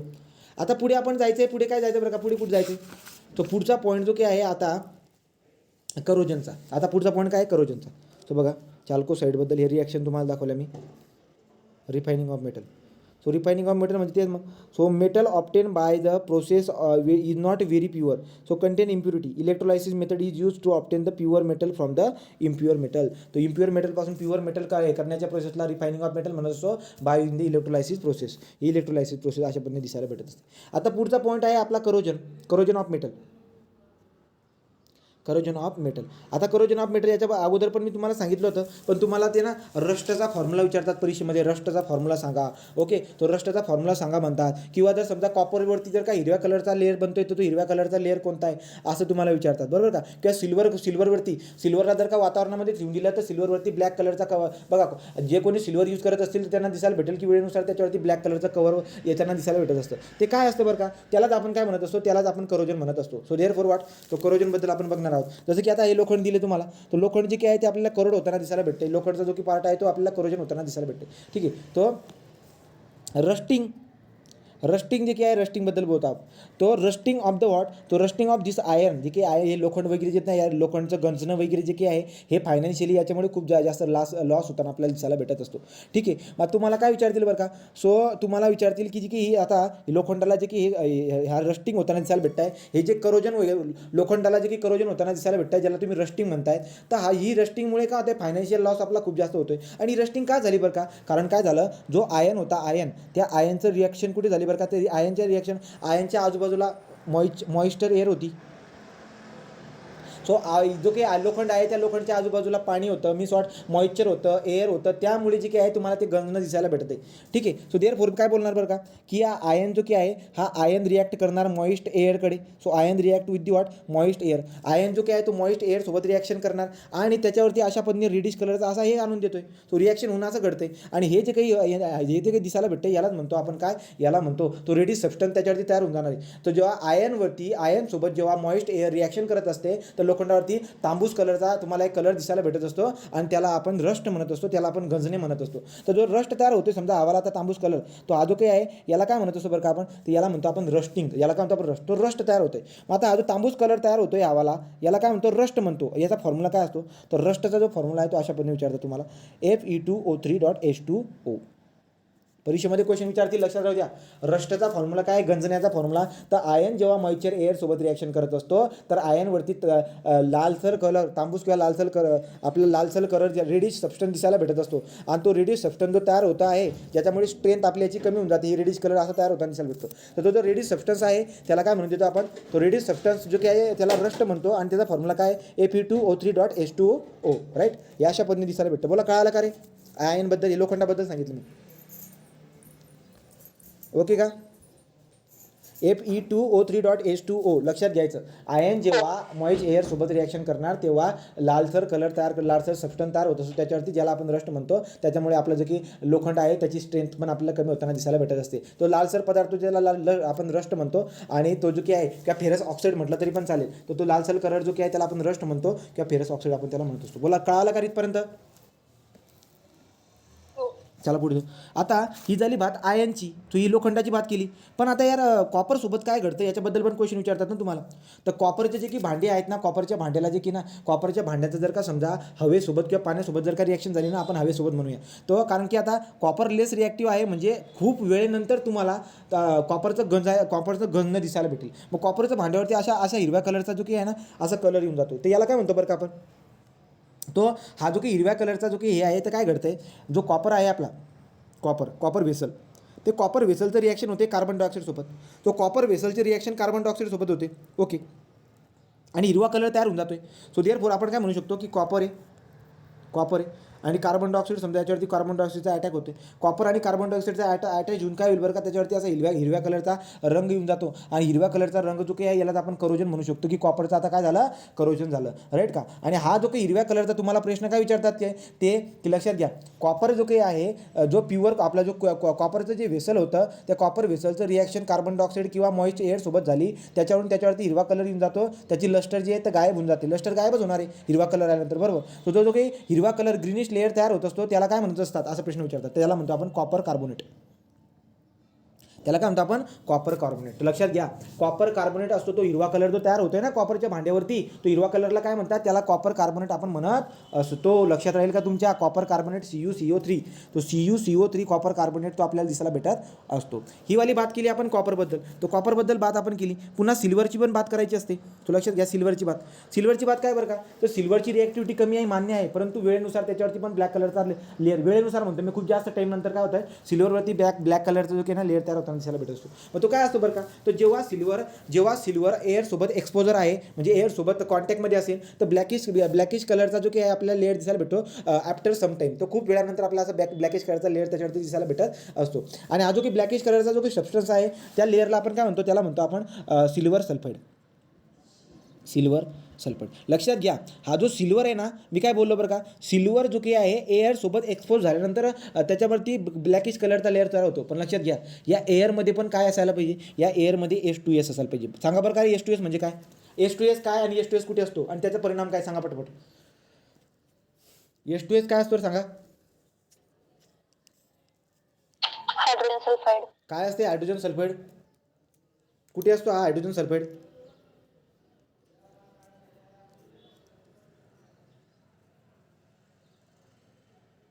आठवते का हायड्रोजन सल्फाईड कुठे असतो. बॅड स्मेल येतो तिथं. सो जो काही आपलं वेस्ट वॉटर जे काही असतं, वेस्ट वॉटरचा जो बाय प्रोडक्ट आहे तो आपल्याला हायड्रोजन सल्फाईड दिसायला भेटतो, ज्याचा खूप जबरदस्त घाणेरडा वास येत असतो. हा हायड्रोजन सल्फाईडच्या कॉन्टॅक्टमध्ये जर का सिल्वर आला म्हणजे एअरला एक्सपोजरची बात करत आहोत, पण एअरमध्ये कंटेंट कशाचं झालं पाहिजे, H2S.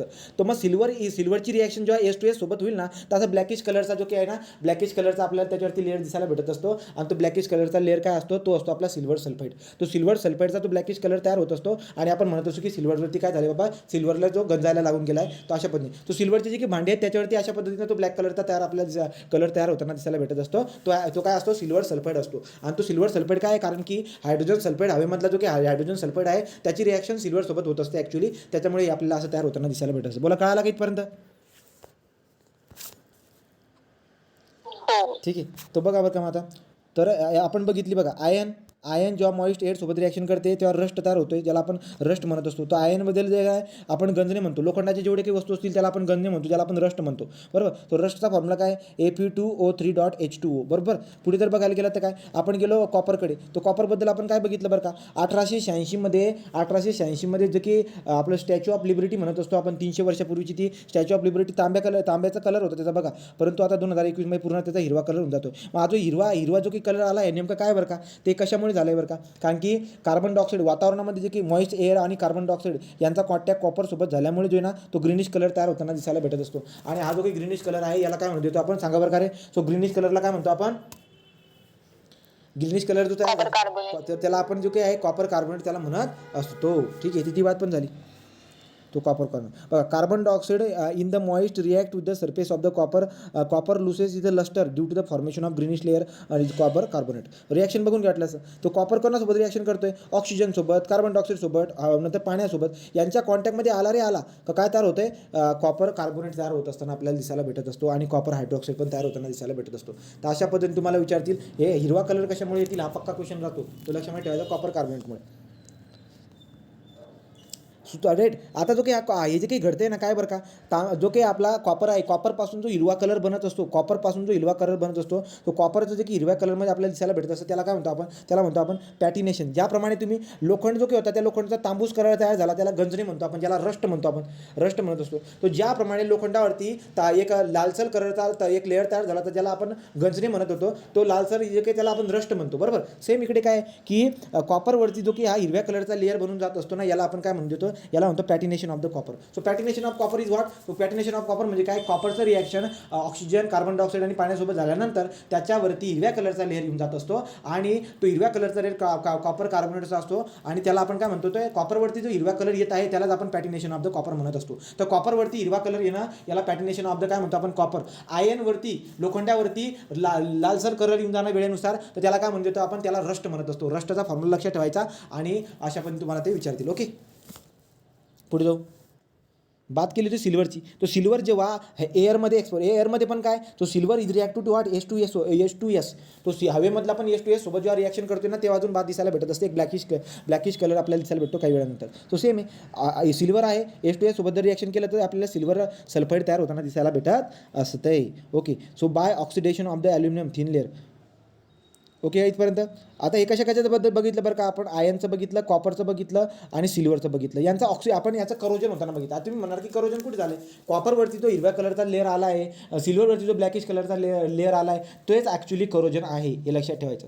थोडी कधी कधी करोजन पण आपल्याला मदत करते आणि कधी कधी करोजन चुकीचं असते. ओके, लक्षात घ्यायचं. जो हिरव्या कलरचा लेअर येतोय ना कॉपरवरती, त्याच्यामध्ये जर का आपण जेवण केलं तर एक पॉयझनसारखं ते बिहेव करत असतं शरीरामध्ये.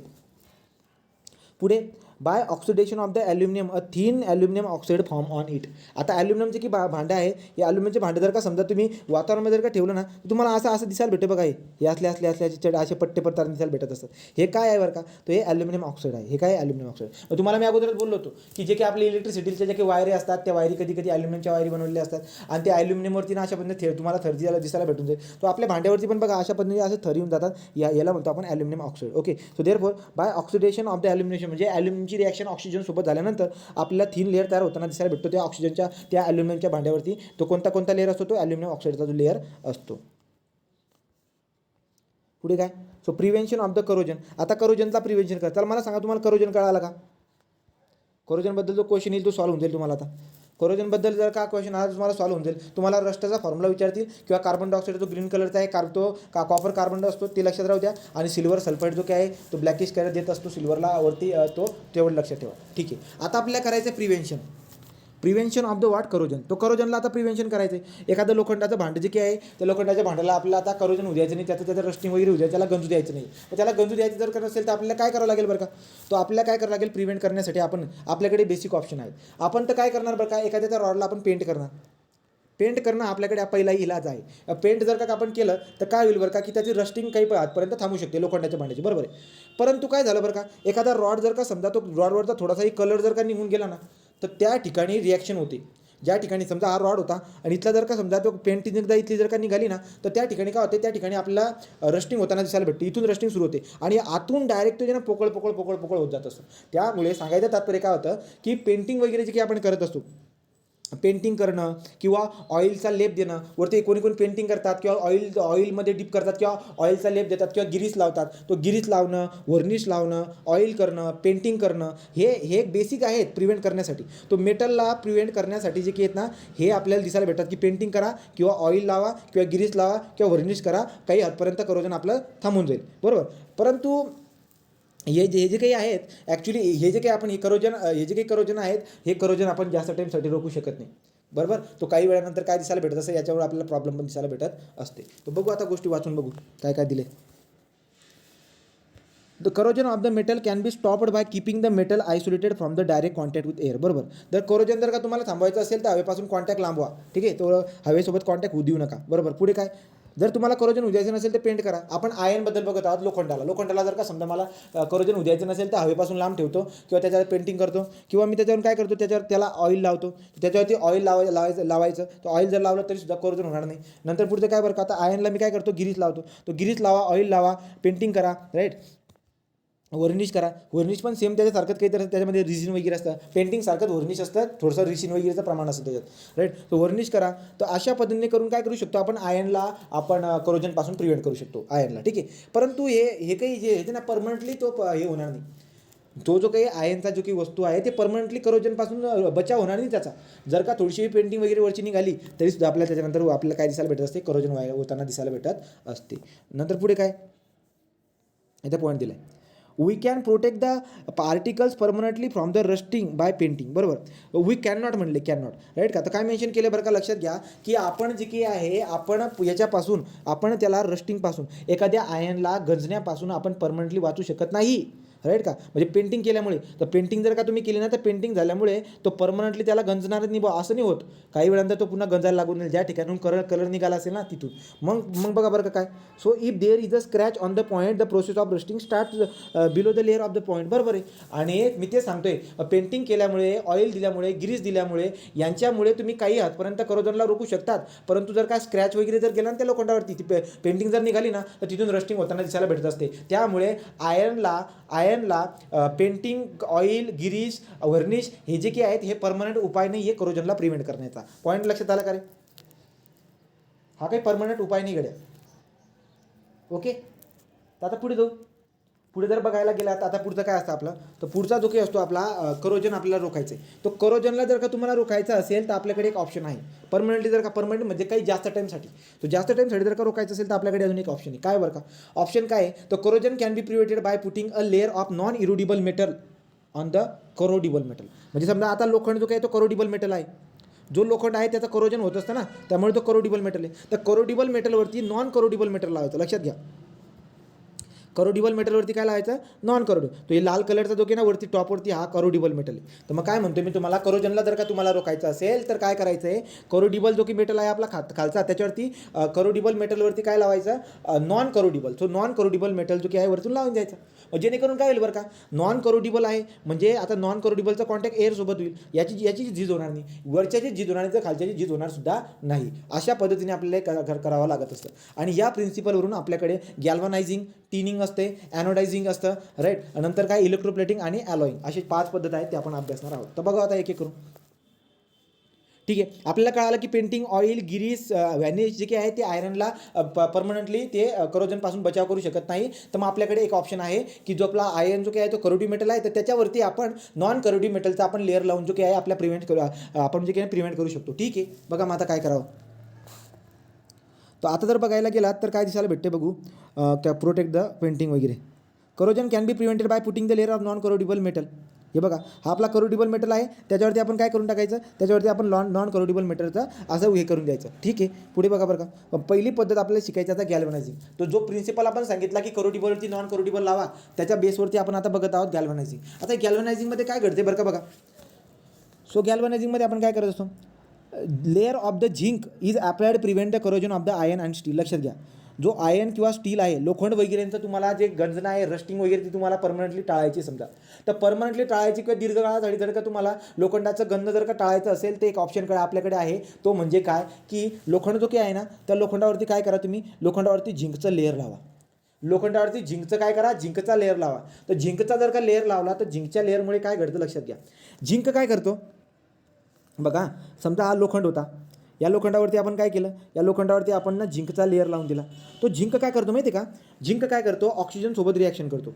झिंक काय करतो, ऑक्सिजनसोबत रिॲक्शन करतो. ऑक्सिजनसोबत रिॲक्शन करून काय करतो माहिती आहे का, थर वाढवतो. झिंकचा थर वाढेल, पुन्हा तो थर वाढेल. जर का समजा थर वाढत असेल, झिंक जेव्हा ऑक्सिजनसोबत रिॲक्शन करतो तो झिंकचा थर वाढत जातो. मग जर का थर वाढत असेल तर आतला जो की लोखंड आहे त्याचा अजून जास्त प्रोडक्शन दिसायला भेटत असतं. त्यामुळे गॅल्व्हनायझिंग काय असतं असा प्रश्न विचारतील तुम्हाला, तर आयर्न किंवा स्टीलला परमनंटली करोजनपासून बचाव करण्यासाठी आपण त्याच्यावरती झिंकचा लेप लावत असतो. आणि हा झिंकचा जो लेप लावत आहे ही पूर्ण प्रोसेस आपली गॅल्व्हनायझिंग प्रोसेस आपली ओळखली जात असते. तो गॅल्व्हनायझिंग प्रोसेस आहे. Galvanising process what layer of the zinc is applied to the prevent of corrosion of the iron on steel. Okay, मग आता खूप साऱ्या प्रोसेस आहे बरं का. काय करावं लागत असतं ॲक्च्युली जे की आहे, तुम्ही डायरेक्टली लोखंडाला जे की आहे डायरेक्ट तुम्ही झिंकमध्ये बुडवू शकत नाही. काय करतात माहिती का, लोक काय करतात, गाड्या असतात ना, लोखंडापासून बनलेल्या काही गाड्या असतील त्याला डायरेक्ट सरळ झिंक जो की असतो ना तो झिंकच्या लेपमध्ये बुडून घेतात, म्हणजे मॉल्टेन झिंकमध्ये बुडून देतात आणि बाहेर काढतात. आणि त्याच्या पण त्याची आपण करोजन रोखू शकतो असं ते बोलतात. बरोबर, मग आता गंमत बघा घडते काय घटना काय घडते की आपला झिंकचा जो काही आहे ना वरून लेप लावायचा आपल्या मेटलवरती, दॅट इज वॉट आयर्न आणि स्टीलवरती आपल्याला झिंकचा लेप लावायचा आहे. पण डायरेक्टली आपण लावू शकत नाही, आपल्याला काही प्रोसेस करावं लागतात. तर कोणकोणत्या, कॉस्टिक क्लिनिंग, रिन्झिंग, नंतर पिकलिंग, नंतर पुढचं काय रिन्झिंग अजून डबल आलं आहे, फ्लक्स सोल्युशन, झिंक बाथ आणि इन्स्पेक्शन. अशा पद्धतीने आपल्याला एवढ्या सगळ्या प्रोसेस करावं लागेल गॅल्व्हनायझिंगमध्ये. मग काय करतो बरं का मी काय करतो, लोखंडाचा एखादा रॉड होता समजा, तर त्याला आपल्याला वाचवायचे कायमस्वरूपी याच्यापासून आपल्या प्रिव्हेंट करायचं त्याला कोरोजनपासून. तर मी काय करणार, त्याला पहिले अगोदर आपण त्याची कॉस्टिंग क्लिनिंग करतो. कॉस्टिंग क्लिनिंग म्हणजे काय बरं का, NaOH जो की आपला सोडियम हायड्रॉक्साईड, या सोडियम हायड्रॉक्साईडच्या पाण्यासोबत आपण त्या रॉडला अगोदर धुवून घेत असतो. कारण की काय करतो, कारण की आपल्याला माहिती आहे ना, इंडस्ट्रीमध्ये सोडियम हायड्रॉक्साईड जो काय तो क्लिनिंग म्हणून आपण वापरत असतो, बरोबर. तर मग आता या रॉडला मी काय करत असतो, सोडियम हायड्रॉक्साईडच्या पाण्यामध्ये धुवून घेतो. ठीक आहे, तर सोडियम हायड्रॉक्साईडच्या पाण्यामध्ये आपण त्याला धुवून घेतो. नंतर आपण पुढे काय करतो बरं का, अजून उचलतो आणि त्याचा आपण पिकलिंग वगैरे. आता पिकलिंग वगैरे म्हणजे काय, वेगवेगळे केमिकल असतात, ते केमिकलमध्ये बुडवतात. ठीक आहे, तो वेगळ्या अगोदर त्याला हे करून टाका, अजून थोडीशी वेगळ्या प्रकारची इम्प्युरिटी असेल त्यासाठी रिन्झिंग करा, पिकलिंग करा, राईट. नंतर फ्लक्स सोल्युशन म्हणजे काय, आता जसं की आपल्याला त्याच्यावरती काय लावायचं, झिंकचा लेअर लावायचा आहे ना. फ्लक्स सोल्युशन काय असतं, झिंकचा लेअर त्याच्यावरती मस्त चिटकायला पाहिजे लोखंडावरती, त्यामुळे आपण फ्लक्स सोल्युशनमध्ये टाकत असतो. मग लक्षात घ्या, अगोदर जो काही लोखंड आहे त्या लोखंडाला आपण क्लीन करून टाकणार, तो कॉस्टिक क्लिनिंग, रिन्झिंग वगैरे, पिकलिंग वगैरे करून आपण त्याला क्लीन करून टाकतो. नंतर त्याच्यावरती आपण फ्लक्स सोल्युशन अप्लाय करणार. फ्लक्स सोल्युशन अप्लाय करणं म्हणजे काय, त्याच्यावरती जो झिंकचा लेअर येईल ना, तो आपल्या लोखंडासोबत पॅक राहायला पाहिजे, म्हणून आपण आतमध्ये फ्लक्स सोल्युशन लावत असतो. आणि फ्लक्स सोल्युशन लावल्यानंतर आता झिंक बाथमध्ये त्याला बुडवणार आपण. झिंक बाथमध्ये बुडवल्यानंतर त्याचं जो काय आहे आपण गॅल्व्हनायझिंग करून टाकत असतो. नंतर त्याचं इन्स्पेक्शन करून टाकायचं. सो गॅल्व्हनायझिंग काय आहे, गॅल्व्हनायझिंगमध्ये काय आहे, झिंकचा वापर करतात, असा प्रश्न तुम्हाला पडणार आहे आणि तुम्हाला माहिती असाच प्रश्न पडतो. ठीक आहे, ओके. तर ती बात आपण केली. तर galvanising zinc is more reactive than the iron. आता लक्षात घ्या, मी तुम्हाला अगोदरच बोललो काय बरं का, हा आयन आहे, या आयनवरती आपण झिंकचा लेप लावलेला वरती. घडते काय बरं का, फायदा कसा भेटतोय, आता झिंक जो आहे ना आयनपेक्षा जास्त रिॲक्टिव्ह, लोखंडापेक्षा जास्त रिॲक्टिव्ह आहे झिंक. मग रिॲक्टिव्ह जास्त झिंक, मग काय, बाहेरचा असणारा ऑक्सिजन त्याच्यासोबत रिॲक्शन करतो आणि त्याच्यावरती अंगावरती एक थर आणून घेतो. हा थर कमी नाही होता, थर वाढतच जातो. तो झिंक ऑक्साईडचा थर जो की ना वाढतच जातो. झिंक ऑक्साईडचा थर वाचल्यामुळे जो काही मध्ये असणारा जो काही आयन आहे, तो आयन सुरक्षित आपल्याला दिसायला भेटत असतो. आणि झाली आपली गॅल्व्हनायझिंग प्रोसेस. तो ही काय असते आपली गॅल्व्हनायझिंग प्रोसेस. ओके, तर गॅल्व्हनायझिंग प्रोसेसबद्दल आपण बघितलं, राईट. आता आपल्याला बघायचे टिनिंग. 2 नंबर काय आपल्या आता टिनिंग म्हणजे काय बरं का, कॉपरचे जे की भांडे असतात, त्या कॉपरच्या भांड्याला वेळेनुसार हिरवा कलर येऊन जातो आणि हिरवा कलर आल्यानंतर भांड्यामध्ये आपल्याला कधीही जेवण करायला नको, बरोबर की नाही, पॉईझन असतं म्हणते. मग आपल्याला टिनिंग करावं लागते. टिनिंग म्हणजे काय, तो टीन जो काही मेटल आहे आपला टीन, राईट का, टीन सोना, राईट का, तो टीन सोना जो काही आहे SN ने दाखवतो आपण त्या टीनला. तर टीन जो काही आहे त्या टीनचं मेल्टिंग पॉईंट खूप कमी असतो. मग आपण काय करतो, आपले भांडे जे काही असतात ना कॉपरचे, त्या कॉपरच्या भांड्यामध्ये आपण काय करतो, त्या टीनला टाकून देतो आणि उष्णता देतो. उष्णता दिल्यानंतर टीन वितळून जातो आणि वितळल्यानंतर आपण त्याला काय करतो, असं पसरवतो पूर्ण भांड्यामध्ये मस्त असा, जसा लेप चोपडतो ना आपण, असा तो लेप असा लावून देतो पूर्ण. मग लेप लावल्यानंतर जे काही आहे त्याची टिनिंग करून टाकत असतो, राईट का. कलई म्हणतो आपण त्याला, कलई वगैरे शब्द येतो. तो कलई, तो कॉपरचे जे काही भांडे असतात त्या कॉपरच्या भांड्यामध्ये आपण टीलला मोल्टेन स्टेटमध्ये आणून पूर्ण याच्यामध्ये आपण असं त्याला हे करून टाकत असतो, बस पसरून देतो पूर्ण याच्यामध्ये, राईट. आणि ते टीनचे भांडे आपल्याला असं काय करतो, त्याला कलई म्हणतो, कलई, राईट की नाही. तर लक्षात ठेवा मग काय बरं का, की जे काही कॉपर सारखे जे काही भांडे असतात, ॲक्च्युली कॉपरमध्ये जे काही हिरवा कलर येऊन जातो, तो टाळण्यासाठी आपण टीलचं जे काही आहे टीलचा लेप लावून देतो वरती, ठीक आहे. तो त्याला टिनिंग म्हणत असतो. तो बघा माहिती वाचा. Greenish layer forms on the surface of the copper brass vessel. This greenish layer is a poisonous. बरोबर आहे. पुढे the layer of the molten tin is deposited on the metal. बरोबर. तर त्याच्यामध्ये काय करा, त्यामध्ये मॉल्टेन स्टेटमध्ये टीन टाका आणि आजूबाजूला पासून टाका. बघा आता तांब्याचं भांडं कसं चमकायला लागून गेलं, बरोबर की नाही. तर त्याच्यामुळे काय होऊ शकतं, त्याच्यामुळे तो हिरवा कलर येतच नाही. ठीक आहे. तो अशा पद्धतीबद्दल आपल्याला दिसायला भेटत असते. तो डिसी दी वाट याला म्हणतो आपण टिनिंग. तर टिनिंग कळायला काय, तो tinning is done to prevent the all damage. मग आता कोणत्याही प्रकारचा हिरवा कलर वगैरे त्याच्यावरती येणार नाही. तर टिनिंगबद्दल कळाला का तुम्हाला, सांगा गॅल्व्हनायझिंग आणि टिनिंगबद्दल. ठीक आहे. नेक्स्ट जे काय असतात चौथी, ती आहे ॲनोडायझेशन. तो ॲनोडायझेशन काय बरं का, तो ॲनोडायझेशन तिसरी प्रोसेस आहे. ॲनोडायझेशन म्हणजे आपण काय करत असतो बरं का, तो ॲनोडायझिंगमध्ये आपण समजा हा एखादा मेटल आहे, त्या मेटलवरती आपण अगोदरच आपण काय करतो, ऑक्साईडचा लेअर आपण हे करून देतो. ज्याप्रमाणे पेंटिंग वगैरे करतात तुम्ही, तर त्याप्रमाणे एखाद्या मेटलवरती दुसरा ऑक्साईडचा लेअर लावून द्यायचा. ऑक्साईडचा लेअर मेटलवरती ऑक्साईडचा लेअर लावून द्यायचा. ऑक्साईडचा लेअर लावल्यानंतर बचाव होऊन जातो. मग आता कसं असतं बरं का, ते डिटेलमध्ये समजून घ्या. बघा ॲनोडायझिंग. ठीक आहे. सो ॲनोडायझिंगबद्दल काय, a thin layer of the aluminium oxide. जो एकूण मेटल असेल ना, त्या मेटलवरती काय करायचं आहे, a thin layer of aluminium oxide obstruct the contact aluminium with the oxygen in the water. Okay. लक्षात घ्या, जो कोणता मेटल असेल त्या मेटलवरती जर का तुम्ही ॲल्युमिनियम ऑक्साईडची लेअर जर का वरती लावून दिली ना वरती, त्या ॲल्युमिनियम ऑक्साईडची लेअर ऑक्सिजनला आणि पाण्याला आतमध्ये जाऊ देत नाही. ऑक्सिजनला आणि पाण्याला जर का ती आत शिरू देणार नाही तर आतमध्ये असणारा जो काही एलिमेंट असेल लक्षात घ्या, तो आपण काय करत आहोत, जो मेटल आहे त्या मेटलवरती ॲल्युमिनियम ऑक्साईडचा आपण काय करत आहोत, ऑलरेडी आपण ॲल्युमिनियम ऑक्साईडचा थर लावून देतोय. ॲल्युमिनियम ऑक्साईडचा थर जर का लावून दिला तर तो थर जो काय एअरला आणि वॉटरला आतमध्ये येऊ देत नाही. मग तो एअरला आणि वॉटरला जर का आतमध्ये येऊ देण्याचा आतला जो काही एलिमेंट मेटल आहे तो कधी गंजणार नाही. ठीक आहे. मग आता कसं करतात बरं का ते, लक्ष द्या. तो कसं करतात, या आतमध्ये काय दिसायला भेटते बरं का मला, ते आतमध्ये जे काही आहे आपल्याला अशा पद्धतीने अरेंजमेंट दिसायला भेटते. काय आहे, ही जी काही तार आहे ना, तो positive terminal is connected to the what anode. तो पॉझिटिव्ह टर्मिनल जो काय आहे पॉझिटिव्ह टर्मिनलला ॲनॉडला जॉईन केलेला आहे. And negative terminal is join to the what, हा जो की भांडं आहे ना, हे भांडं जे काही आहे हे भांडं निगेटिव्ह टर्मिनल आहे. तो पॉझिटिव्ह टर्मिनल आणि निगेटिव्ह टर्मिनल तुम्हाला दिसायला भेटते. ओके. नेक्स्ट आपण काय करतो बरं का, याच्यामध्ये सोल्युशन ॲड करतो, जे की असतं आपलं जे सोल्युशन असतं आपलं, आता कोणतं सोल्युशन असतं इथे, ॲल्युमिनियम नायट्रेट के समथिंग काहीतरी आहे. Okay. Sulphuric acid. Okay. Sulphuric acid add करून द्या. तर अशा पद्धतीने जे की आहे तुम्हाला ॲनॉड कॅथोड तर कळाला. तो पॉझिटिव्ह टर्मिनलला कनेक्ट करतोय, निगेटिव्ह टर्मिनलला कनेक्ट करतोय निगेटिव्ह टर्मिनल. ओके. हा निगेटिव्ह टर्मिनल आहे आणि हा आपला पॉझिटिव्ह टर्मिनल. ठीक आहे. आता काय घडते मध्ये जे की ना हा आपला लिक्विड आहे, हा लिक्विड कोणता आहे, सल्फ्युरिक ॲसिड. तो आपण काय करत असतो, सल्फ्युरिक ॲसिडसोबत याची रिॲक्शन करणार. कोणाची रिॲक्शन करणार बरं का, आतमध्ये सल्फ्युरिक ॲसिड हे आहे, हे ॲल्युमिनियमचे भांडे आहेत, हा ॲल्युमिनियम आहे. ओके. पुढे जाऊ बरं का, नावं दिली असतील. ओके. तो आता आपण काय करत असतो, सल्फ्युरिक ॲसिड कुठे गेला,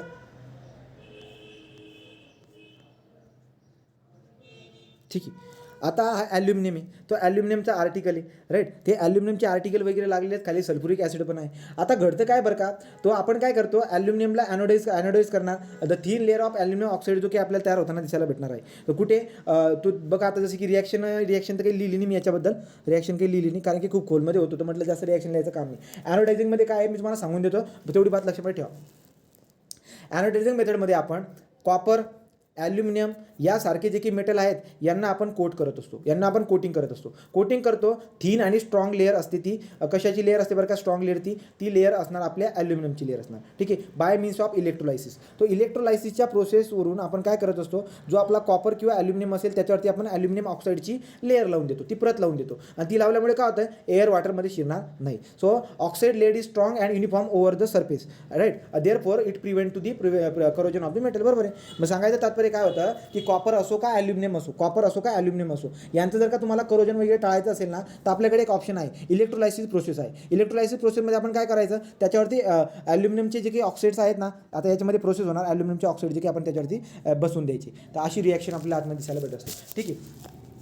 तो ॲनोडायझिंग, तर लक्षात घ्या, गॅल्वनायझिंग, टिनिंग, ॲनोडायझिंग तुम्हाला परीक्षेमध्ये फक्त काय विचारू शकतो, तो खालीलपैकी कोणती पद्धत जी आहे ना ती करोजनला प्रिव्हेन्शन करण्यासाठी आहे. गॅल्वनायझिंग आहे, टिनिंग आहे, ॲनोडायझिंग आहे. ठीक आहे. सो ॲनोडायझिंग का म्हणत आहे आपण या ठिकाणी इलेक्ट्रोलायसिस करत आहोत. So aluminium is a anodise. आता बघा, हा ॲल्युमिनियम आहे, पॉझिटिव्ह टर्मिनलला जुडलेला हा ॲल्युमिनियम आहे. So aluminium is what, anodise. The thin layer of aluminium oxide is form. So anodise होते, यामध्ये रिॲक्शन होईल आणि ॲल्युमिनियमवरती जो थिन लेअर तयार होत असतो ॲल्युमिनियम ऑक्साईडचा, राईट. आणि हा ऑक्सिजनला आणि वॉटरला आतमध्ये येऊ देत नाही, राईट का. आणि त्याच्यामुळे आपण काय करू शकतो, प्रिव्हेंट. मग ॲल्युमिनियम असो का कॉपर असो, त्याला इलेक्ट्रोलायसिस प्रोसेसमध्ये आणून आपण त्याच्यावरती ऑक्साईडचा लेअर बसवतो आणि हा ऑक्साईडचा लेअर जो काय आहे वॉटर आणि ऑक्सिजनला आतमध्ये येऊ देत नाही. ठीक आहे. अशा पद्धतीने घडतं. पुढे जाऊ. आता आपल्याकडे जे सेकंड लास्ट जी काही हे रोखण्यासाठीची पद्धत आहे ती कोणती, आता इलेक्ट्रोप्लेटिंग म्हणजे काय बरं का, तो इलेक्ट्रोप्लेटिंगबद्दल तुम्ही बघायला गेला तर सिंपल आहे. इलेक्ट्रोप्लेटिंगमध्ये आपण काय करत असतो, लक्षात घ्या. हा सिल्वरचा चंपा आहे. आता या सिल्वरच्या चमचाला आपण करोजनपासून रोखणार आहोत, त्याच्यावरती जो काही ब्लॅकिश कलर तयार होतो ना, ते सो सिल्वरचं किंवा एखादी वस्तू असेल त्याच्यावरती आता आपण काय करतो, आता बघा गंमत काय करतो आहे. इथं रिॲक्शन दिली, हा सिल्वर मेटल आहे, राईट. आणि आपला स्पून आहे, हा काय स्पून आहे, तो सिल्वर मेटल आहे आणि आपला स्पून आहे. आणि याच्यामध्ये जे की ना सिल्वर नायट्रेट जो काही आहे सोल्युशन आहे. ओके. तर सिल्वर नायट्रेट सोल्युशनमध्ये आपण ॲनॉड म्हणून जो की आहे आपण सिल्वरचा मेटल ठेवलेला आहे आणि कॅथॉड म्हणून आपली जी काही वस्तू असेल ना, एखादी वस्तू, ती वस्तू मी घेतलेली. मग तो चमचा असेल, घरामधला भांडा, तो ज्याला तुम्ही प्रोटेक्ट करणार आहात ना, एखाद्या चमच्याला प्रोटेक्ट करायचं मला करोजनपासून, तर ती वस्तू घेतलेली. तर ज्याला आपल्याला प्रोटेक्ट करायचं ती वस्तू मी ॲज अ ॲनॉड म्हणून घेतोय आणि कॅथॉड म्हणून आपला सिल्वर मेटल आहे. ओके. आतमध्ये जे की लिक्विड आहे ते कोणतं आहे, सिल्वर नायट्रेट सोल्युशन आहे. मग काय होतं बरं का, तो आतमध्ये रिॲक्शन होणार, रिॲक्शन झाल्यानंतर काय तयार होतं बरं का, बघा. तर आता हा ॲनॉड आहे, जर ॲनॉड असेल आणि आतमध्ये सिल्वर नायट्रेट असेल तर Ag+NO3- NO3 मायनस. मग हा जर का पॉझिटिव्ह असेल त्याच्याकडे NO3 मायनस जाईल, राईट. आणि हा जर का समजा आता हा आपला काय कॅथोड आहे ना, तो याच्याकडे Ag प्लस जाईल. मग Ag प्लस जाईल म्हणजे काय, या चमच्यावरती सिल्वरचा लेप लागून जाईल. मग इलेक्ट्रोप्लेटिंग कोणाला म्हणतात मी सांगतो, लक्ष द्या. इलेक्ट्रोप्लेटिंग म्हणजे काय बरं का, की लेस रिॲक्टिव्ह मेटलवरती, ऐका रे, लेस रिॲक्टिव्ह मेटलवरती हाय रिॲक्टिव्ह मेटलवरती, हाय रिॲक्टिव्ह मेटल आहे ना, हाय रिॲक्टिव्ह मेटलवरती लेस रिॲक्टिव्ह मेटलचा लेप लावणं. आता लेप लावणं बाय युजिंग इलेक्ट्रोलायसिस प्रोसेस. तो इलेक्ट्रोलायसिस प्रोसेसने जो काही हाय रिॲक्टिव्ह मेटल आहे त्या हाय रिॲक्टिव्ह मेटलवरती लेस रिॲक्टिव्ह मेटल लावून द्यायचा. म्हणजे जसं की सिल्वर, मग त्याच्यावर जर का सिल्वर लावून दिला तर सिल्वर लेस रिॲक्टिव्ह आहे, तर तो वातावरणासोबत कमी रिॲक्शन करणार, राईट. अगोदर सिल्वरला लढावं लागेल, मग त्याच्या आतल्याला लढावं लागेल, अशा पद्धतीने दिसायला भेटत असते by. So therefore what mean by electroplating, तर इलेक्ट्रोप्लेटिंग काय असते, so in this method the less reactive metal is coated on the more reactive metal. तो मोर रिॲक्टिव्ह मेटलवरती लेस रिॲक्टिव्ह मेटलचा आपण लेप लावतो बाय इलेक्ट्रोलायसिस प्रोसेस करून. इलेक्ट्रोलायसिस प्रोसेस कशा पद्धतीने करतो, इकडे सिल्वर मेटल ठेवतो, राईट, आणि इकडे ज्यांना जी वस्तूवरती आपल्याला लेप लावायची ती वस्तू ठेवतो, आणि आतमध्ये सिल्वर नायट्रेट ठेवत असतो. तो आपल्याला काय दिसायला भेटेल, चार्जेस इकडे तिकडे जातील, राईट, आणि त्याच्यानुसार आपल्याला काय दिसायला भेटेल, जसं की Ag प्लस या चमच्यावरती येऊन जातोय, म्हणजे आपोआप तो लेप लागून जातो, तो सिल्वरचा लेप आपोआप लागून जाणार आहे. तो हे आपल्याला दिसायला भेटत असते. ती झाली इलेक्ट्रोप्लेटिंग. तो ही इलेक्ट्रोप्लेटिंग झाली. आणि पुढची असतो आता ॲलॉईंग सगळ्यांना माहिती आहे. तो ॲलॉय जर तुम्ही ॲलॉईंग जर का केलेत ना, आप लोक जे काही ॲलॉय काय तयार करत असतात, कारण की ॲलॉय करून आपल्याला चांगल्या प्रॉपर्टी दिसायला भेटत असतात, चांगल्या त्याची स्ट्रेंथ वाढून जाईल, त्याचं करोजन वगैरे होत नाही असं आपण बोलतो ना, बरोबर. तो ॲलॉईंग. मग ॲलॉईंगबद्दल तुम्हाला काय लक्षात ठेवायचं बरं का, दोन mixing of the metal with other metal or non metal. तो mixing of the metal with the metal or mixing of the metal with the non metal, याला आपण ॲलॉय म्हणत असतो. आणि वेगवेगळे ॲलॉय तुम्हाला परीक्षेमध्ये विचारतात. कोणकोणते ॲलॉय लक्षात ठेवायचे, एक म्हणजे ब्रास, एक म्हणजे ब्रांच, एक म्हणजे स्टेनलेस स्टील. हे जे काय आहे 3-4 गोष्टी तुम्ही लक्षामध्ये ठेवून घ्यायची. मला बघा आता काय का बघू. So the homogeneous mixture formed by the mixing of the metal with the other non metal certain proportion is called as the alloy. बरोबर, सर्टेन प्रोपोर्शनमध्ये ॲड केले जातात. सो मग जसं की ब्रांच जो काही आहे, ब्रांच जो आहे तो कपटी लक्षात माहिती, कप टी.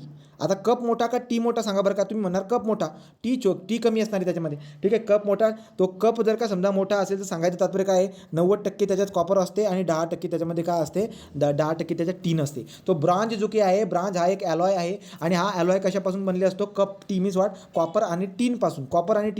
तो कप जो काही आहे तो मोठा असतो म्हणून 90% म्हणलो आहे, आणि दुसरं काय असतो आपलं टीन. तो 90% कॉपर आणि 10% टीनपासून बनलेला जो काही आपला ब्रांच आपल्याला दिसायला भेटत असतो. कपटीवरून लक्षात ठेवायचं, ओके.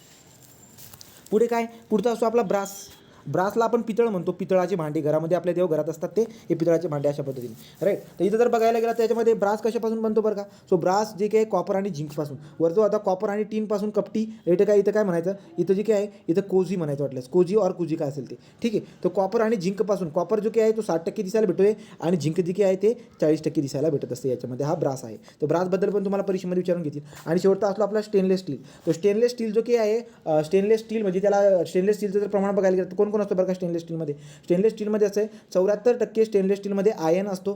लोखंडाचं प्रमाण 74% असतं.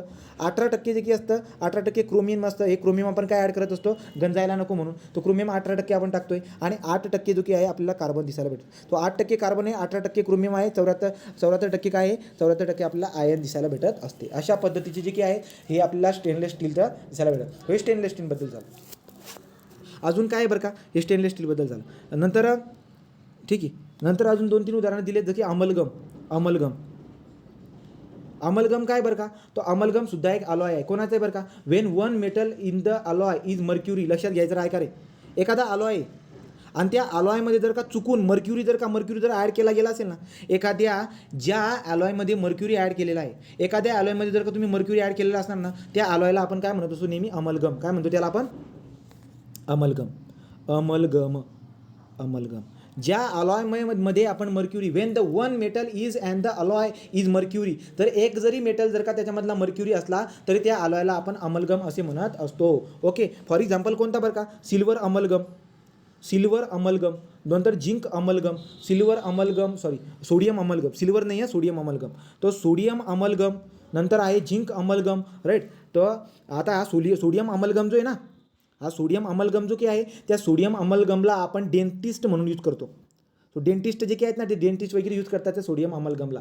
गोल्ड अमलगम पण आहे, तो गोल्ड अमलगम सुद्धा आपल्याला दिसायला भेटत असतात. Okay, gold amalgam is use for extraction of the gold. तो गोल्डला एक्स्ट्रॅक्शन करण्यासाठी गोल्ड अमलगमचा वापर करत असतो. सिल्वर अमलगम जो काही आहे त्याचा डेंटिस्ट म्हणून वापर करत असतो. सोडियम अमलगम पण आहे, झिंक अमलगम पण आहे. आणि अमलगम म्हणजे काय, अलॉयमध्ये जर काय मर्क्युरी जर का असला त्याला आपण अमलगम म्हणत असतो. तो अलॉईंगचे उदाहरण तिघे लक्षात ठेवायचं आहे.